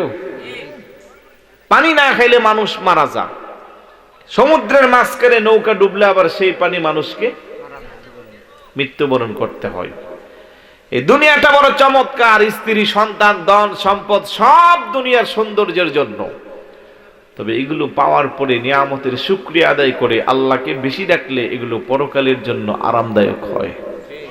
সন্তানকে যদি নেক সন্তান বানানো যা, কবরে শুয়ে শুয়ে আব্বা আম্মা শান্তি পা। ধন সম্পদের একটা অংশ থেকে যদি একটা মসজিদ নির্মাণ করে, এই মসজিদে যতদিন মানুষ নামাজ আদায় করবে, ইবাদত বন্দেগী করবে, দানকৃত ব্যক্তি কবরে শুয়ে শুয়ে তার সওয়াব পাইবে। আর যদি সন্তানকে অসৎ বানাইয়া যা, কিছু কিছু সন্তানের কারণে আব্বা আম্মা রাতের বেলা আরামে ঘুমাইতে পারে না। পুলিশ আইসা রাতের 2টা বাজে দরকারের চৌকাট লারে, আছে না নাই? সন্তানের কারণে আব্বা আম্মা সারা রাত কান্না করে, মানুষের সামনে মুখ দেখাইতে পারে না। নেক সন্তান বানাইতে পারে না বিদায় এই কষ্টটা হয়। তাহলে এগুলো যেমন কল্যাণ, এগুলো যেমন উপকার, এগুলো তেমন ক্ষতিকার। সিদ্ধান্তটা নিতে হবে আপনাকে আমাকে। নেক সন্তান যদি বানায় যেতে পারেন, কবরটাতে শান্তি পাওয়া যাবে। রাসূল বলেন, ইজা মাতাল ইনসান ইনকাতা আনহু আমালুহু ইল্লা মিন সালাসাতিন সাদাকাতিন জারিয়াহ আও ইলমিন ইয়ানতাফাউ বিহি আও ওয়ালাদুন সালিহুন ইয়াদউ লাহু। মানুষ যখন মারা যায় সঙ্গে সঙ্গে তার সমস্ত আমলের দরজা বন্ধ হয়ে যায়। 3টা পদ্ধতি আর প্রক্রিয়ার মাধ্যমে তার কবরের মধ্যে বাইনারি সিস্টেমে সওয়াব পৌঁছতে থাকে। বড় করে বলি সুবহানাল্লাহ। ইল্লা মিন সালাসাতিন, 1 নম্বরে সাদাকাতিন জারিয়া। যদি সদকা জারিয়া করে যান, অটোমেটিক কবরের মধ্যে সওয়াব পৌঁছবে। দান খয়রাত, আল্লাহর কাছে যদি টাকা পয়সা রেখে যান। আও ইলমিন ইয়ানতাফাউ বিহি, ওই ইলম যদি অর্জন করা হয় যে ইলমের মাধ্যমে মানুষের কল্যাণ হয়। আমি পড়াশোনা করে আলেম হলাম, মাওলানা হলাম, মুফতি মুহাদ্দিস হইলাম, আমি কোরআন হাদিসের সঠিক ব্যাখ্যাটা দিলাম, যেটা আমল করে একটা মানুষ আল্লাহকে পাইল, একটা সওয়াবের অংশ আমার আমলনামায় দেওয়া হবে। আমি একটা কিতাব লিখে গেলাম, যে কিতাবটা পড়ে মানুষ আল্লাহকে চিনলো, হক বাতিল বুঝলো, সঠিক বিশুদ্ধ কথাগুলো পাইলো। এই কিতাবটা যতদিন জমিনে থাকবে, যত মানুষ পড়বে, কবরে আমার সম পরিমাণের সওয়াব দেওয়া হবে। 3 নম্বরে হলো ওয়ালাদিন সালিহিন ইয়াদউ লাহু, নেক সন্তান যারা 5 ওয়াক্ত নামাজের পরে হাত উঠায় আব্বার জন্য, আম্মার জন্য ফরিয়াদ করবে। অন্তত আমি আমার ব্যক্তিগতভাবে বলতে পারবো, যখনই হাত উঠাই আর কিছু না বলি, অন্তত আব্বা আম্মার জন্য দোয়া করি। আলহামদুলিল্লাহ বলবেন না? আপনি কি চান না আপনার সন্তানটাও এরকম আপনার জন্য দোয়া করুক? কয়েকজন শুধু চান? ঈসা আলাইহিস সালাতু ওয়াস সালামের যুগে ঈসা পয়গাম্বর পাহাড়ের মাঝখান দিয়ে নির্জন এলাকায় যাচ্ছে। একটা কবরের পাশে দিয়ে যাওয়ার সময় দেখতে পাচ্ছে কবরের ভিতরে ওই ব্যক্তির আগুন দাউ দাউ করে জ্বলছে। উনি অনেকক্ষণ দাঁড়িয়ে অনুভব করলো, দুঃখ আফসোস করে চলে গেল। ফেরার পথে আবার এই কবর দিয়ে যাচ্ছে, দেখতেছে কবরের মধ্যে এখন বেহেশতের বাগান। সুবহানাল্লাহ বলবেন না? আর একটু জোরে বলুন না সুবহানাল্লাহ। উনি আশ্চর্য হয়ে গেল, যাবার সময় কবরে এত আযাব, আসার সময় এত জান্নাতি সাজসজ্জা, বেহেশতের বাগান, ঘটনা কি? উনি ওনার কবরবাসীর খোঁজ খবর নিল, এই কবরে যে আছে ওনার বাড়ি কি, অমুক জায়গা। এবার উনি আল্লাহর কাছে জানতে চাইছে, আল্লাহ যাওয়ার সময় দেখলাম এই অবস্থা, আসার সময় বেহেশতের বাগান, রহস্যটা কি? আল্লাহকে, সে মারা যাওয়ার সময় তার একটা অবুঝ সন্তান ছিল, তার আমলের কারণে তার কবরে আযাব দেওয়া হচ্ছে। আজ তার বাচ্চাটাকে প্রথম মক্তবে পাঠাইছে। মক্তবের ইমাম সাহেব বিসমিল্লাহির রহমানির রহিম বলে তাকে সবক দিয়েছে। সে যখন বিসমিল্লাহির রহমানির রহিম বলেছে, বিসমিল্লাহ শরীফের মধ্যে 19টা হরফ আছে। আল্লাহ পাক তাকে নেকি দিয়া, আমল দিয়া, এই সন্তানের নেকির কারণে তার আব্বার কবরের আযাবটাকে ক্ষমা করে দিয়েছে। আর একটু জোরে বলুন না সুবহানাল্লাহ। সুন্নিয়াতের প্রচারের স্বার্থে ভিডিওটি লাইক, কমেন্ট ও বেশি বেশি শেয়ার করুন। আমাদের সাথেই থাকুন।